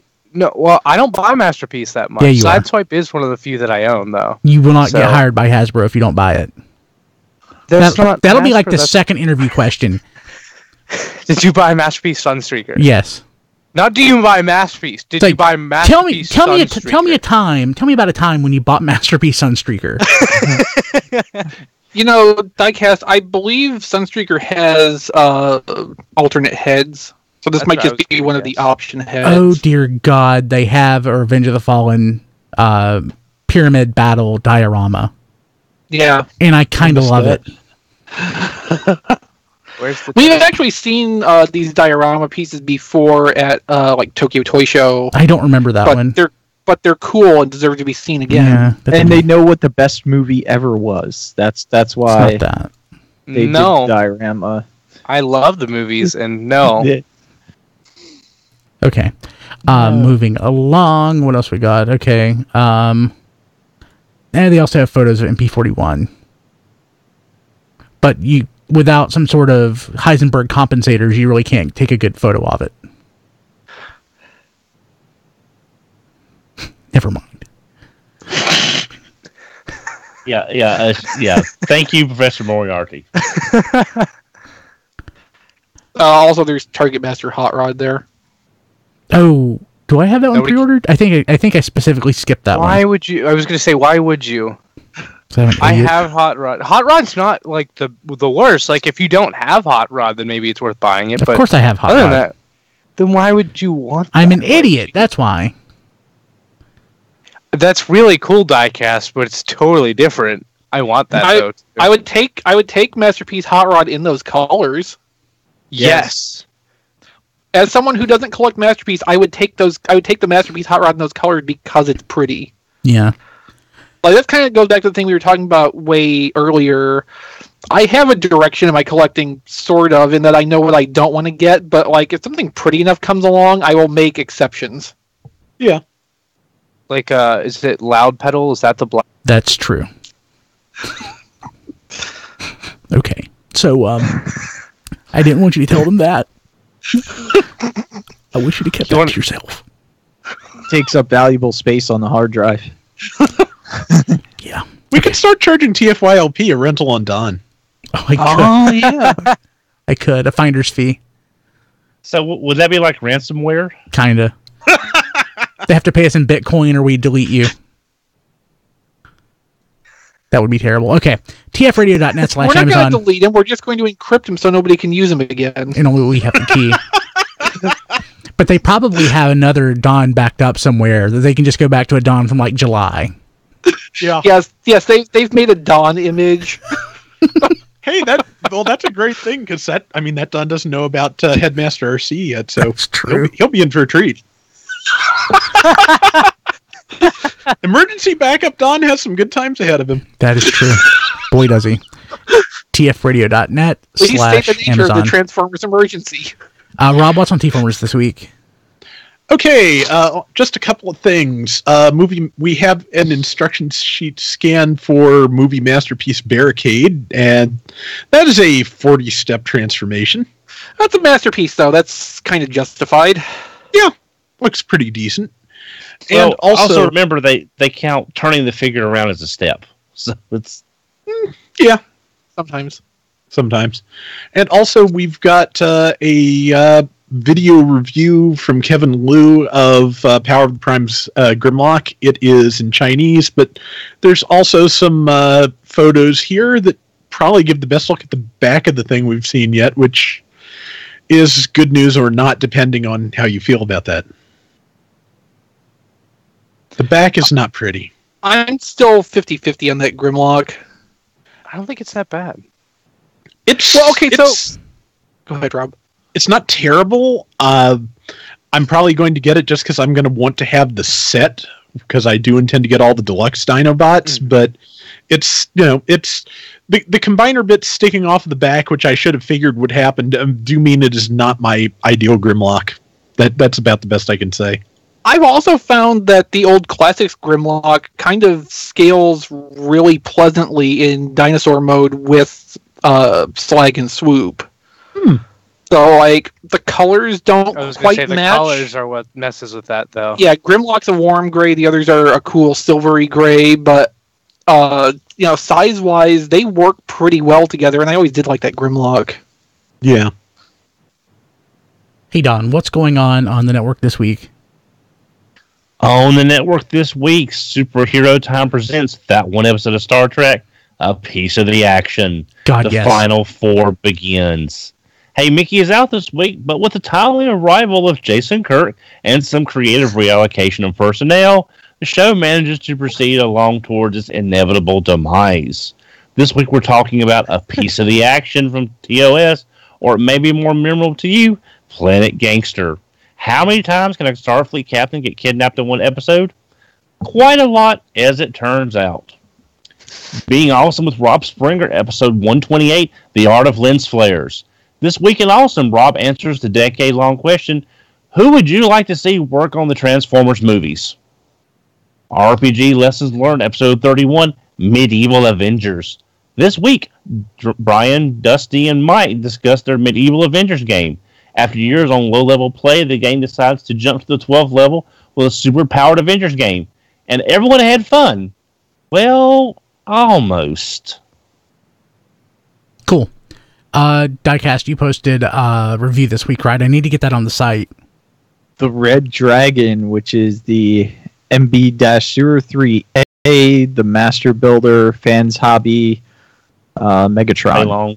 I'm so excited to watch that now that it's getting a U.S. release. If it wouldn't have been getting a release through Big Bad Toy Store, I'd be really mad. I wouldn't want to watch it because it made me want it more. But I can afford it now, so I'm going to watch that review and enjoy it. Because the cheapest I had seen up until this recent reveal of being available was about $230. Was the cheapest I had seen it. Yep, and now it's $120, so I can buy it. Yeah. So yeah. Cool. Okay, so we're actually in the chat right now talking about how I need to upgrade my computer. Why? Exactly. So, let's see what else we got going on. You can find this at tfradio.net/548 with all the links. You can leave us a voicemail at 931-99-GOBOT.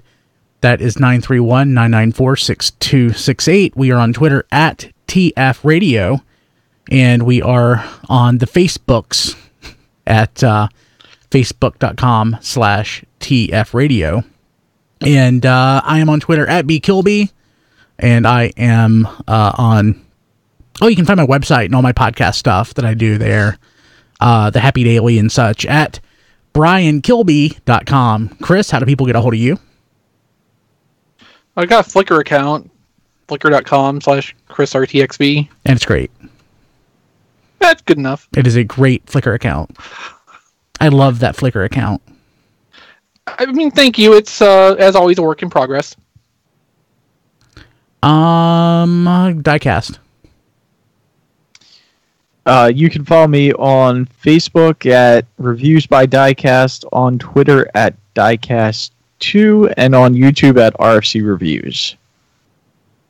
Eric, our special guest. You can follow me on Twitter at Eric Crowbar, and also YouTube channel Nerdy Geek Talk for my Transformers podcast, Steel City Bots, which should be moving to iTunes and stuff end of this month, early January. So, awesome. Yes. Don? I can be reached on Twitter at HMRC, the number 4 EVR. Rob? I am on Twitter at Flailthroughs and Figure Reviewers. I'm on YouTube at Flailthroughs, and thanks to a viewer and a friend of one of my Gundam Battle Operation regulars, I will be starting a new Gundam game soon. Awesome. And, of course, the video material that XV and I do for T-Formers can be found on YouTube at T-Formers TV. Pretty cool. John? That John D. everywhere.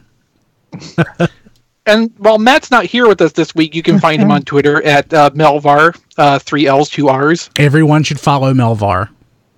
It's true. Yes, because the more people that follow him, the madder he gets, and that's pretty much perfect. Yeah. Especially if you tweet Beast Wars stuff at him. That's true. Yeah. Yes. Or like, extol the virtues of the movies. Yes. All great ideas. Yeah, you should do all of these things. I'm going to tweet him some Beast Wars stuff after we're done. That's what I'm going to do, too. Cool. So we'll be back next week. Thank you very much. Take care, buddy.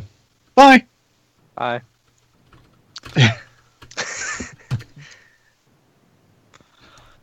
Okay. I'm still going to pay for that next week. Yeah. It's okay. I like your shirt, by the way. Mm-hmm. It's my favorite.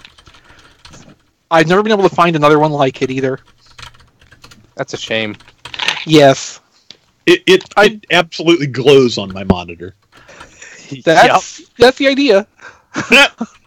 Yeah, you weren't there in 2015 to see it under black light either.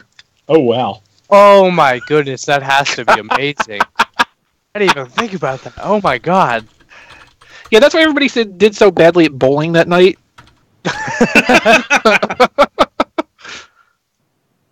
Just good to see. Okay.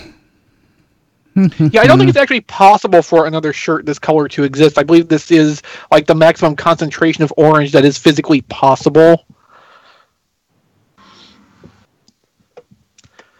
If you had another one near it, it would just like burn a hole in space. That's sad. That means you're never going to get a shirt better than that, though. So you better hang on to it. How could I possibly get a shirt better than this? I can't even imagine a color orange more intense than this. One of the other clearance items I got from GameStop. A decapitated astromech droid. Yes! So pleasant. Has all its limbs removed and the head, you know? That's what's left over after you make a BB-8. Aw.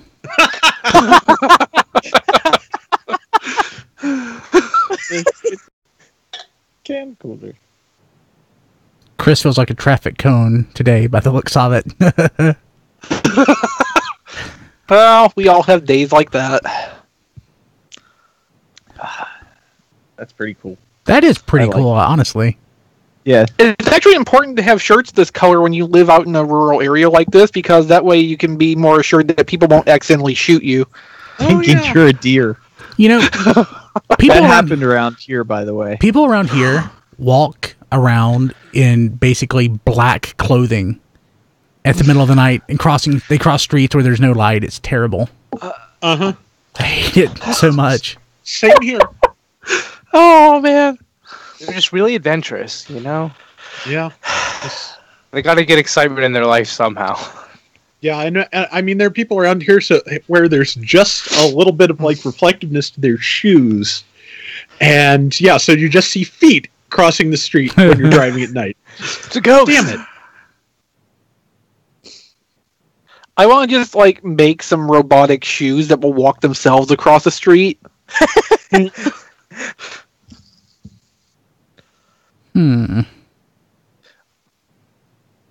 I love how you tore down Jason about the opening quote too, by the way. That was great. That made my night when I saw that. The sad part is everything I said to him was actually entirely true too. That makes it even better. I decided to do that whole bit before the show even started.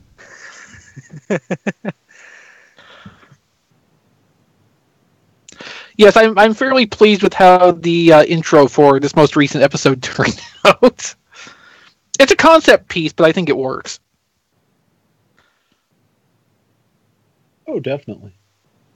Oh, and you know how we were talking about sending Beast Wars stuff to Matt? Make sure you send lots of... Is it... what company... Is it the Power Baser? The really nice Masterpiece Power Master Optimus Prime. That I know, Diecast, you really like it too. Do you know what company that is? Or What, that Fans Hobby? That's Fans Hobby, yeah. Make sure you just share that with Jason like crazy. I've been going on Instagram and I'll see pictures of it and I'll just send it to him. Because I thought he was getting it already. The way he had talked about it made it seem like that. And I sent something to him and I was like, wow, this does look really nice. But I'm glad I don't have to buy it. He's like, stop it. I don't want to buy it. But I thought he already was. So now I just keep sending him stuff intentionally saying, hey, doesn't this look like you really want to buy? I like this one. It doesn't show. Good. Where his eyes light up in the photo. That's a good photo. Wait, he has light up eyes? I didn't even know that. Man. I don't know if that's just enhanced from the photo or if they're actually going to light up. I saw a picture on Instagram. He has like a giant chain gun too, apparently, which I had no idea about. Oh, that was the official Fans Hobby account that tweeted that, I think. Mm. Is this render? Because that looks like it might just be computer enhanced. That's what I was wondering too, just from the thumbnail. Yeah, it looks like a render to me from here. Although looking at the gray prototype, his Oh yeah, you that's a can't- render. yeah, you can't see anything, so it's possible they're planning on putting lights in his head. It's hard to tell. I'm just not sure. This is what makes me glad that I don't buy third-party Masterpiece, or really Masterpiece in general, because that looks really good. So if I did buy that stuff, I'd have to buy that, but I don't. Yeah, I can't tell from the size if it's if those eyes are going to light up or not. I mean, I they don't know if could. it's gonna happen, but I'm supposed to get a review copy of this. Oh, cool. But it's one of those things I don't ever. When's the estimated release for this? They were making parts for it, I know, recently because they posted Yeah, that on I saw their that. Facebook page. So I'm assuming it's going to be January. Oh, I know that they did that because Jason tweeted out and he made some bad pun. I forget what body part it was, but he made a really bad pun and I wouldn't let it go. About I think he said they were getting ahead of the game or something. I think it was the heads or something. It sounds like Yeah. something Don would do. I know, exactly. It was a Dawn moment. I was just like, Jason, what are you doing? Don't don it again.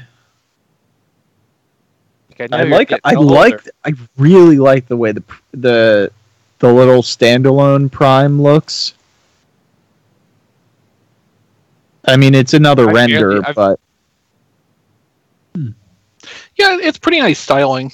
yeah, and the exhaust pipes are in the back, which is the one holdup I had with the. Yeah, I With the just don't Perfect care that Effects much. I can't care that much about something like that. I'm with What if they- Diecast for what if they once. turn it orange? I like where this is, where the smokestacks are on this. That's the right place for Jinrai. Mm-hmm. Chris, what if they made it orange then? Would you care? Yeah, if they do a Fire Guts one of these, what do you think? I did, it might not have been this one. I did a Photoshop of one of the, maybe it was the Make Toys one. I think that's the best one because it's actually a good toy. No, I mean this isn't out, so I don't know that, but it's a really good toy. If they did it the right way, I'd probably be interested at least. Mm-hmm. And the Phantom stuff, from all indications, is pretty uniformly good, so that would be a good sign. Are they the ones doing an Overlord too? That's like Yeah, they're also doing an massive. Overlord. It's massive, isn't it? Like people were saying this was big, but the Overlord was even bigger, isn't it? Well, at least it's not going to be like that BTS Overlord that never materialized, which was supposed It's to be like close. over 2 feet tall. It's close. It's pretty big. It's I was bigger gonna say. than Power it- Baser, and Power Yeah. Baser's pretty big. So I'm guessing Power Baser with like Be right back. a God Bomber would be like the same size as their Overlord then, maybe? Probably, yeah. Or at least that would put them on at least a similar level. Because from what I think heard, so, they're yeah. keep wanting to call it Carnifex. It's not Carnifex. Their Overlord's way bigger. I don't remember the name of their Overlord. When I think third party Overlord, I think Carnifex, but that's not that. I have that. Could they do like a Black Zarok then, and then reverse retool it into a Scorponok? Because that might be about right for my purposes. Well, I mean, with how big these guys are, That's true. it'd be too big for what you want. Like it would be significantly bigger than a leader. Yeah. That's true. I mean, I don't mind a big one, but like, Yeah, I want mine to integrate in a certain way. yeah, exactly. I know that you want a smaller one, so Like, I would be fine with a solid Voyager size Scorponok. I would love a leader size one that could look Power Master, Optimus, or Super Jinrai eye to eye, as in the comic interpretation, the Marvel comics. Yeah. Like, that'd be my ideal situation. But I could live with a Voyager. Just not the little Iron Factory one. It's not big enough. no. If it was just an inch taller, I probably could have talk myself into it. Like, just enough to stand above the deluxes noticeably. Mm-hmm. Yeah. I could have made that work in my head. Yeah, somebody needs to upscale that thing, like we were saying. And make it Titans Return compatible. Yes, that's Yes. my ideal situation. Is Weijing gets that, makes a Voyager of it, and then puts a Titans Return neck socket in it. And, you know, make their own Scorponok head for it too, but then I could also put the Which is the diecast one on there if I want to. Which is a good Yeah. one. Yeah. So, Rob, you've been watching the Titans Return cartoon, right? I have. What do you think of Overlord? Do you hate him as much as everyone else does? I don't like that he is, for some reason, you know, somewhere in the Foghorn Leghorn spectrum of I accents. really like it. I don't know why. I don't have a rational reason, but I really, really like it. I don't mind it. I say, boy, I say. It's I absolutely love it. Hot Rod's voice bothers me the most, He sounds so tired. and I'm just like, that doesn't sound like what Hot Rod should sound like. But then the reason I don't mention that is because I don't want to say that, you know, just because the voice doesn't sound what I'm familiar with. I mean, it is Judd Nelson, right? I know, Yeah, which I mean, really confuses me. It's he's really tired. I don't think he cares about it. That's my guess. I'm not saying It's probably bad directing. It's That's partly fair. bad directing. It's like they've never had the voice modulation right on this series. And also, it's, you know, Judd Nelson did not start out as a voice actor, and even for experienced voice actors, it is difficult to sound like what you sounded like when you were 20 years old. Yeah. Time just happens. Yeah, So, I I wouldn't, if you told me that the same person did the voice for him and the Hot Rod in the movie, I would not believe you. But I mean, he did briefly voice Hot Rod in animated, right? For Yeah, the season 3 premiere. And that was better. Yeah. Yeah. He's still capable of hitting at least close to that classic Hot Rod sound. Again, I don't think the direction is there for this, which is kind of the case with a lot of what was wrong with Combiner Wars too. Yeah, I think. Yeah. I think the biggest problem that this has is that their directors, possibly even their animation directors, but definitely their voice director is not very experienced, I don't think.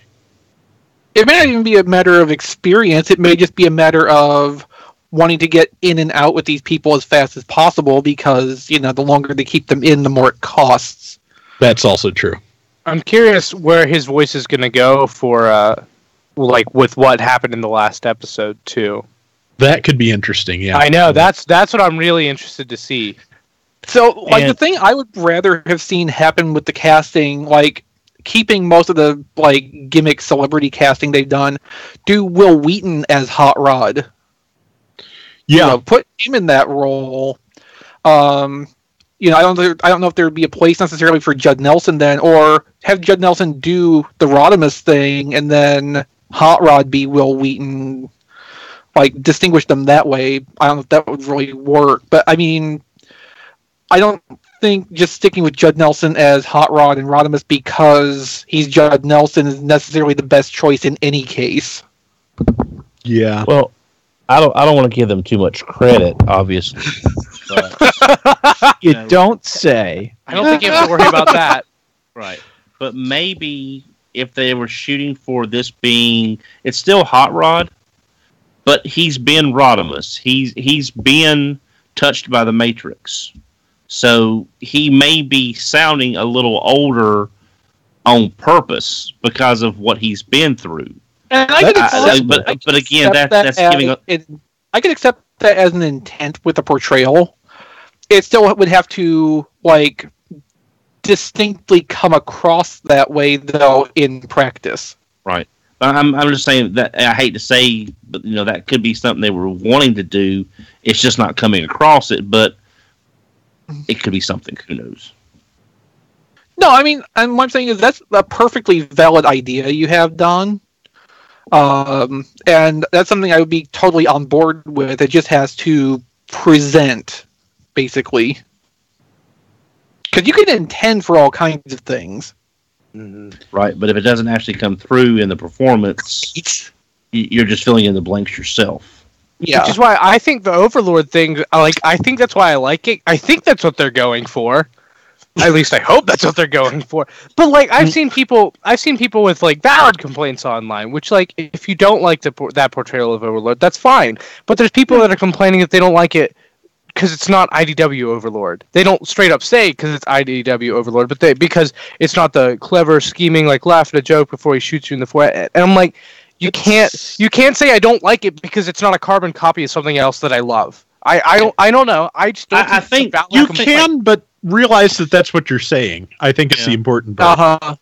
I think the problem with that is that I don't like this Overlord either. But for those people saying that, this is from a comic book. When you read Overlord, you're hearing it in the voice that you would project that character having, whether it's based on what he might have sounded in Master Force or just the tone of the book and your history with the character.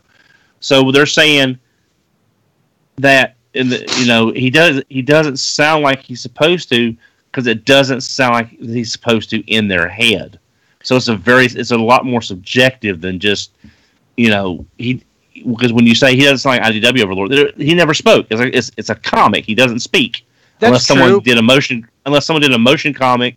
And the voice that they did for a motion comic was a voice that they really liked. I'm just saying if that was the case. I feel like his personality is different enough that you can make the argument that like that's what people are hating too, not just the voice. He's Dude Bro. He's Dude Bro 2.0. Just I don't hate it. It's so over the top. I like it. On the other side of the coin, when Starsaber showed up in IDW with the portrayal he has, there was more than a few very vocal people kind of railing against that too because it flew in the face so much of what Starsaber was before that point. So, like, I mean, it cuts both ways. Yep. And I think it's valid to say this portrayal is not like my familiarity with the character. I don't like this. It's good then if you're also open to, as time goes on and you're exposed to that more, like, okay, I can kind of see something in this. Instead of just being like writing it off entirely because it conflicts with your familiarity, your ideal for the character, but it's still valid. Yeah, it's not the same Overlord, so I feel like it's not fair to expect it to be. You can still dislike it, that's fine, but you can't just be like, oh, I hate it because it's not exactly the same as what we got before. It's not what you got before because you already got that. And see, for me, I care more about like Master Force Overlord than IDW Overlord. Mm-hmm. I don't think this is really either. That. Oh yeah, this is neither. But I'm not saying this is Master Force Overlord necessarily. I'm just saying like between the two, I would care more about the original Overlord rather than what IDW did with it. I still haven't heard the Stardub's version of Overlord. How does he compare to this? I've never heard the dub of Master Force. Yeah, still waiting on that. I want to hear that. That should be hilarious.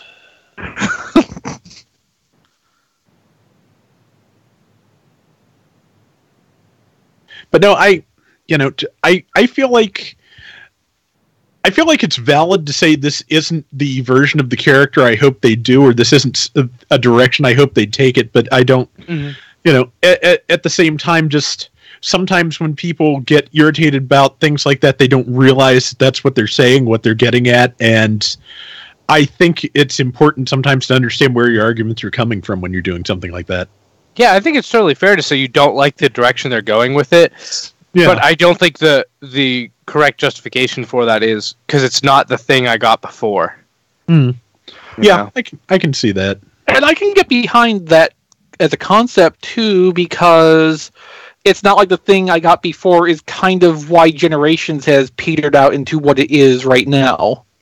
And then people are saying, what's the point of this new movie line? We already got a toy or two of these characters, and it makes me want to scream because what do you think Generations is? Like, this is just movie Generations, and it oh my god, I cannot contain my rage when I see that. It just blows my mind how how biased people are towards against the movies. It's just because it's a movie stuff, they don't even see the concepts and just how it's the exact same concepts. Now, just imagine the reaction to getting updated movie designs in still like the movie style in a movie line. From what I understand, some of the Transformers team are amenable to the idea of putting like robots in disguise characters in Generations in the future. So imagine what some people are going to react like when they see an RID character in Generations style in the Generations line, and they just automatically assume, oh, well, this stupid kid show character is taking a spot away from some G1 with knees I could have had instead. But the whole point of Generations is that it's characters from all different generations. Yes, but nobody gets that. I get it. Yeah. You're not wrong, but I'm just saying that 90% of the people that we interact with and stuff don't understand that in the fandom. And that's because those people who can't make that leap are the people who still have it linked in their heads as classics, which specifically being remade G1, where even since Transformers Universe, it was more than that. Like, since 2008, the second iteration of it, it was more than just updated G1. Mm-hmm. Because even in 2008 Universe, at the Legends price point, mind you, there was the Legends scale animated toys. Like, those were under Universe, not animated. So, like, even at that point, that was filtered in, too. Also, And Universe... Beast Wars. Yeah, Cheetor, Dinobot, and Hotshot. Yeah, Hotshot. Right. Didn't like that toy, so I tend not to think about it, but, yeah. And, like, we've gotten Armada, Starscream. Like, it's another... We're another show made up. Well, we've got all the fellow Cybertron stuff. And more for Cybertron stuff. Yeah. Yeah. But yet, Generations is just, G1 with knees. Although it's really funny because I think back to, the way old days with Deathy, the original Deathy, being all... I think what they should do is Victory with ball joints, and, well, we did eventually get that. Yeah, we're here. We made it. It's okay. Crazy, but yeah. I promise someday you'll get a Generations bisque. That would be great, actually. I won't be able to say it was me, but it'll be me. The first day of his internship. So who do I have to talk to about getting a Generations bisque around here? Well, no, see, there's ways to put your name on it, because the previous team did that sometimes. Like, you set up the license plate deco to say Crowbar or something like that, and that's your calling card, Mm-hmm. That would be great, actually, yeah. Oh, it'll happen before I die. No. You don't know when you're going to die. You're right. Hopefully before I die. But along those lines, I would like to see Robots in Disguise, Autobots, Decepticons get Generations figures. I like to see the Rescue Bots. Rescue Bots. Rescue Bots characters would get actual, because there's some great characters in Rescue Bots, and who would not want to see Quick Shadow from Cogman? Maybe with a slight repaint or redo. You can make Quick Shadow into Cogman, or vice versa. It's just a waste. I think it'd be an interesting way of getting. You've already got the names. Probably still have the names. The only thing is, though, with Rescue Bots Academy coming out next year, they're probably going to be releasing a lot of those toys or whatever the case may be. So I'm not sure.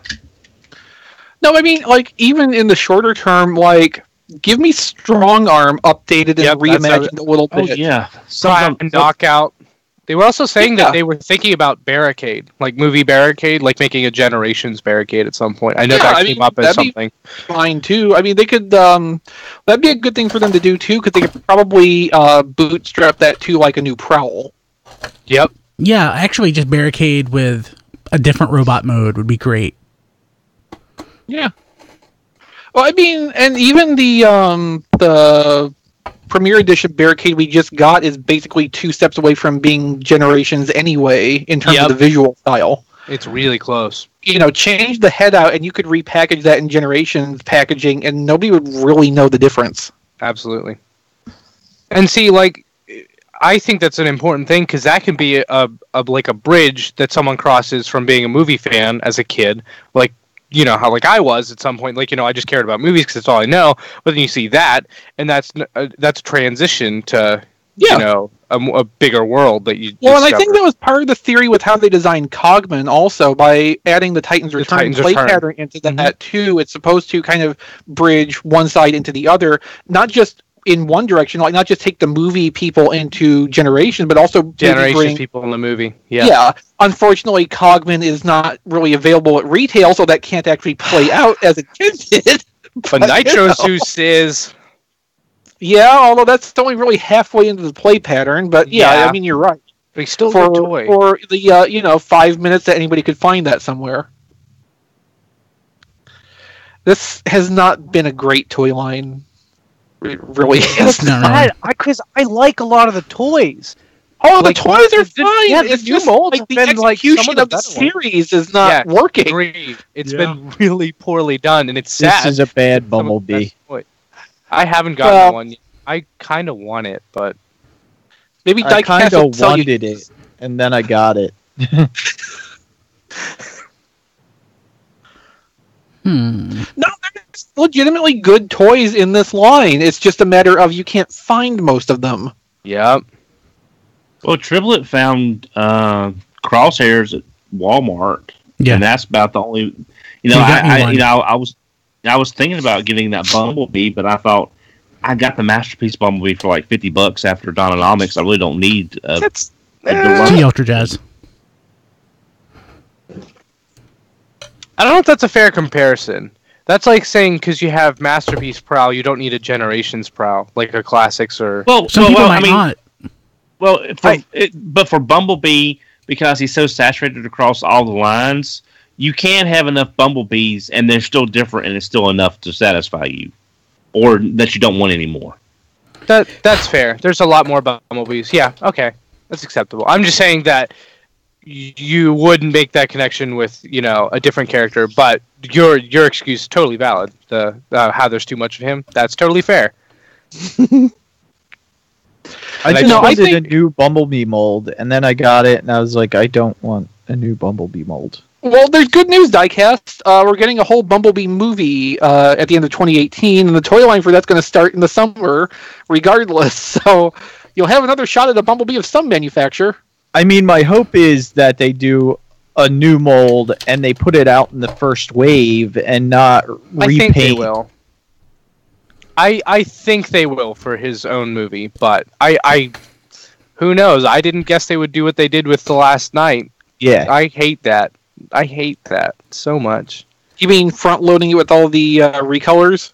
Yes. Which, I mean, like, I somewhat understand the Dinobots and Grimlock, although Grimlock was a poor decision in terms of placement. But that Bumblebee mold, it doesn't... I don't know. It doesn't make sense to me. It doesn't. If there was a scene in the movie where he had his Age of Extinction body and then switched to the new one, then you know what? Like, I still wouldn't want the toy, but at least then you'd have a justifiable reason for it being in the toy line. But they made it. Not only did they re-include it, they made it worse and charged more for it. That's what I don't get. That's what confuses me so much. They literally made it worse. I don't know. Maybe some people like the deco better, but I don't mind that design. Like I think it's a neat design. I have the original deluxe, but they didn't make it better. They made it worse and then charged more for it. So I just remember being silently incredulous during the conference call earlier this year when it may have been my question too. They were asked, the design team was asked point blank, so why did we end up with, X, Y, and Z redecos from Age of Extinction at the start of the line? And it's because from their perception, some of these molds were hard to find. Right. Put them at the end of the line then. Then they'll still be hard to find, but at least you put them out there again. So in all fairness, the Bumblebee things that they situation, say are hard to find weren't. The Bumblebee I didn't see a ton of that specific Bumblebee mold. But the Dinobots, definitely, I saw plenty of. Well, the Bumblebee, to be fair, was that a Toys R Us only? It was, but then it got a regular release, I think, right? I mean, it was never supposed to be just a Toys R Us exclusive. It's just that the Toys R Us version with the Legends Bumblebee, the Evolution 2-pack, was what made it to market first. Yeah, that came out first, but then it got a regular release in the last wave, I think. But by that token, because it was a Toys R Us exclusive, it came out first and was everywhere. It wasn't really that hard to get in one format or the other. Mm-hmm. And like Grimlock's Age of Extinction Grimlocks, you could find piled up anywhere for the longest time. Yeah. You know, it doesn't make sense how they structured The Last Night, and ultimately it destroyed the toy line. Yeah. Like, I don't know exactly what I would suggest they put out in Voyager Wave 1 alongside Optimus as an alternative. Because, I mean, there could have been... Yeah, but at the same time... Could have had a Wave 1 Megatron. I think that would have made sense. Yeah. I think it might have been better to maybe front load Wave 1 with Nitro or Scorn alongside Optimus. I was going to say Hound is the other option, but okay, yeah, Hound would work. Hound would be fine, actually. Yeah, do that, and then maybe do like Wave 2 be a second run of Optimus and then Megatron together, and then proceed on as before. But I mean, there's no good reason to have that Grimlock in Wave 1, because we've proven, anywhere you go that had these, it's all Grimlocks now. Again. Yep. Even the under-decorated Optimus is all sold through first. Yeah, the reason I would have done I would have done Optimus and Megatron in the first run is because there was a leader Megatron coming out down the line. It would have put a bigger gap between those. And then I would have probably done Hound and Nitro Zeus as the second, and Scorn and maybe Grimlock as the third wave for the Voyagers. I don't think a Dinobot wave is a bad idea. I think it was important for Nitro Zeus to come out later, though, because he was a new character that wasn't in the movie. I mean, yeah, there wasn't any new characters that came out before that, was there? Because, I mean, I love the toy. And I would have right? Yeah, but he's just yeah. The Nitro Zeus is the only new like character design, really. Not like got a toy. Yeah, exactly. That's an important thing to remember. They got a toy, but I feel like it was important, or at least helpful, that his toy didn't come out till closer to the movies / after. I don't remember when exactly he did, but people really liked him in the movie for reasons. But people found him really entertaining in the movie, and so that's why a lot of people I know got the toy. I got the toy because it looked like a really interesting toy, but I know plenty of people that they thought he was a star in that movie. So which toy was this? They got Nitro Zeus. Oh, he's the best character in the movie, besides Megatron. But by the same token there, watching the movie actually unsold me on about half the toys I was originally planning to buy. Absolutely. So. I don't know who it was, and I feel bad at my response, but I'll stand by it. Somebody randomly direct messaged us on Twitter and just said, you guys are wrong about saying that The Last Night was a good Michael Bay movie. And I just responded with, okay. I mean, I don't think we said The Last Night was a good Michael Bay movie. We just said that it was the least bad of the Transformers movies. Well, I did say, for a Michael Bay Transformers movie, it wasn't bad. So maybe that's what... Yeah, I think they're just mischaracterizing what we were saying. Yeah. I know Mickey was offended that we thought The Last Night was better than Age of Extinction. They were both pretty bad, but I think in the balance, the Last Night is less offensive but more boring. I could see that, but it's shorter. So that's the argument I have against it being more boring, is that there's less space. I don't know. Well, the thing, like, The Last Night, to me, starts off fairly strong, is okay in the middle, and then the ending just kind of falls apart. Yeah. So like, there's sort of a narrative structure to the movie, which is more than you can really say for most of the series. At the same time, though, it's not a well-executed narrative structure.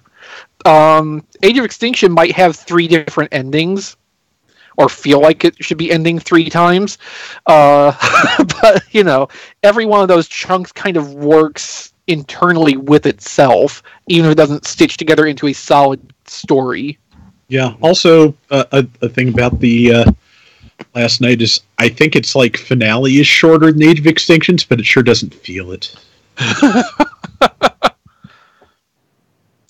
Well, it did provide the sole 30 seconds of Optimus Prime in vehicle mode for the whole film. Yeah. Yeah, which they gotta have.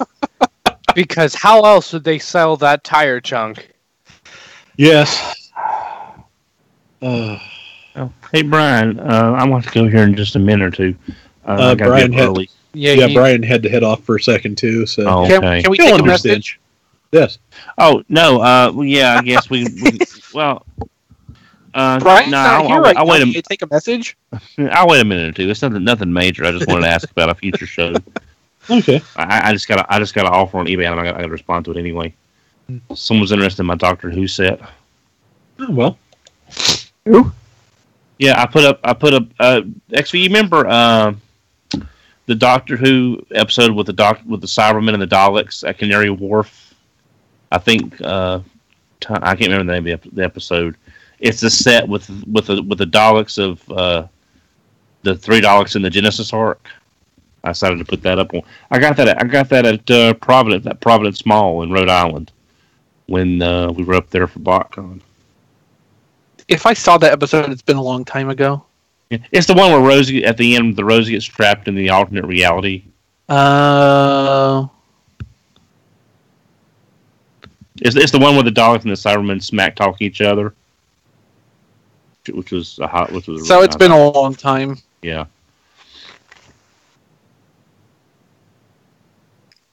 See, I have the problem with Doctor Who where, like, when a new series starts, sometimes it'll look interesting enough that I check it out for a few episodes and then remember, oh yeah, Doctor Who is, like, inherently boring.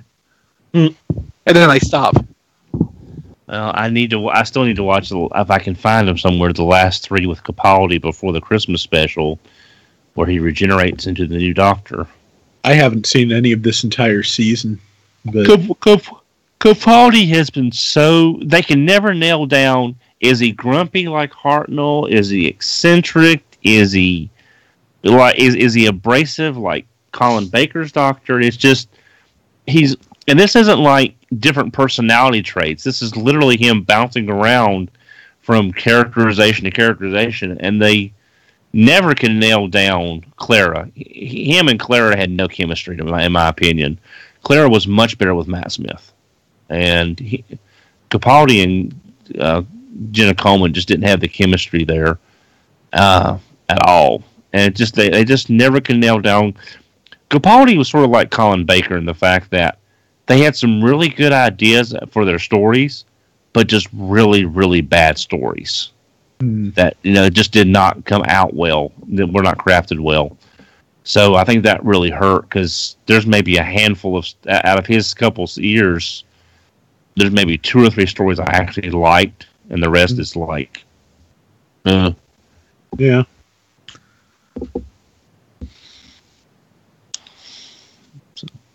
So I guess, Chris, we're not going to see that one episode of Doctor Who anytime soon, huh?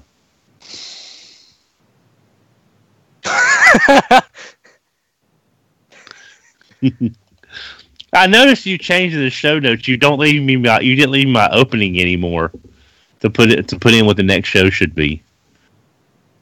Because you said last time, you said there's only 3 episodes left, and I was putting in, I was using that as my opening to say what the next show was going to be. Like, join us for the next episode of, that one instead of Babylon 5 or something. Oh, I wasn't even thinking about that. Yeah. I was going to say this week if I had the opening, and join them in 3 weeks for that one episode of SWAT Cats. That'd be a short podcast. Yeah. 2 seasons.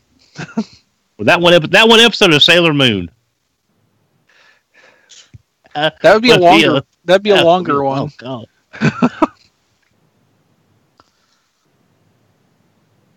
The live action Sailor Moon ended up not being that bad. They kind of went in their own direction with it after a certain point, so it wasn't just like a retread after the first quarter or so. Instead of Darian going to the dark side, it was Amy, which was kind of an interesting take. Hey, Rob, did I notice that the new battle log hasn't come out yet for December? I haven't been paying too much attention to battle logs, so you may be right. Okay, because the last one was I remember that was early November because it had the Ronaldo brothers again. Oh yeah. Yeah, I haven't watched any of the battle logs after I think it was the second or third one. Like for the first one kind of rubbed me the wrong way because their replacement Char voice was not up to snuff, and after that I just kind of let it pass. Well, that one didn't really do anything for me because it was all Universal Century stuff that didn't really resonate with me. Not all of it, but enough of it. I mean, there was some Gundam 00 stuff in there too. Okay, stuff I didn't recognize. Fair enough. Which would be either G Gundam, some of Wing, or Build Fighters. Anything else I probably would not catch.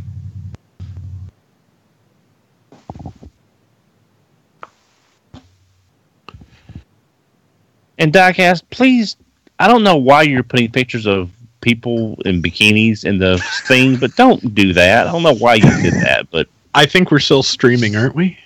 Probably. Oh, we never got told we weren't. Yeah, so just to keep in mind. Okay. Well, don't do that again. Yeah, depending on how you wanted that conversation with Diecast to go. Yeah. We are still streaming probably.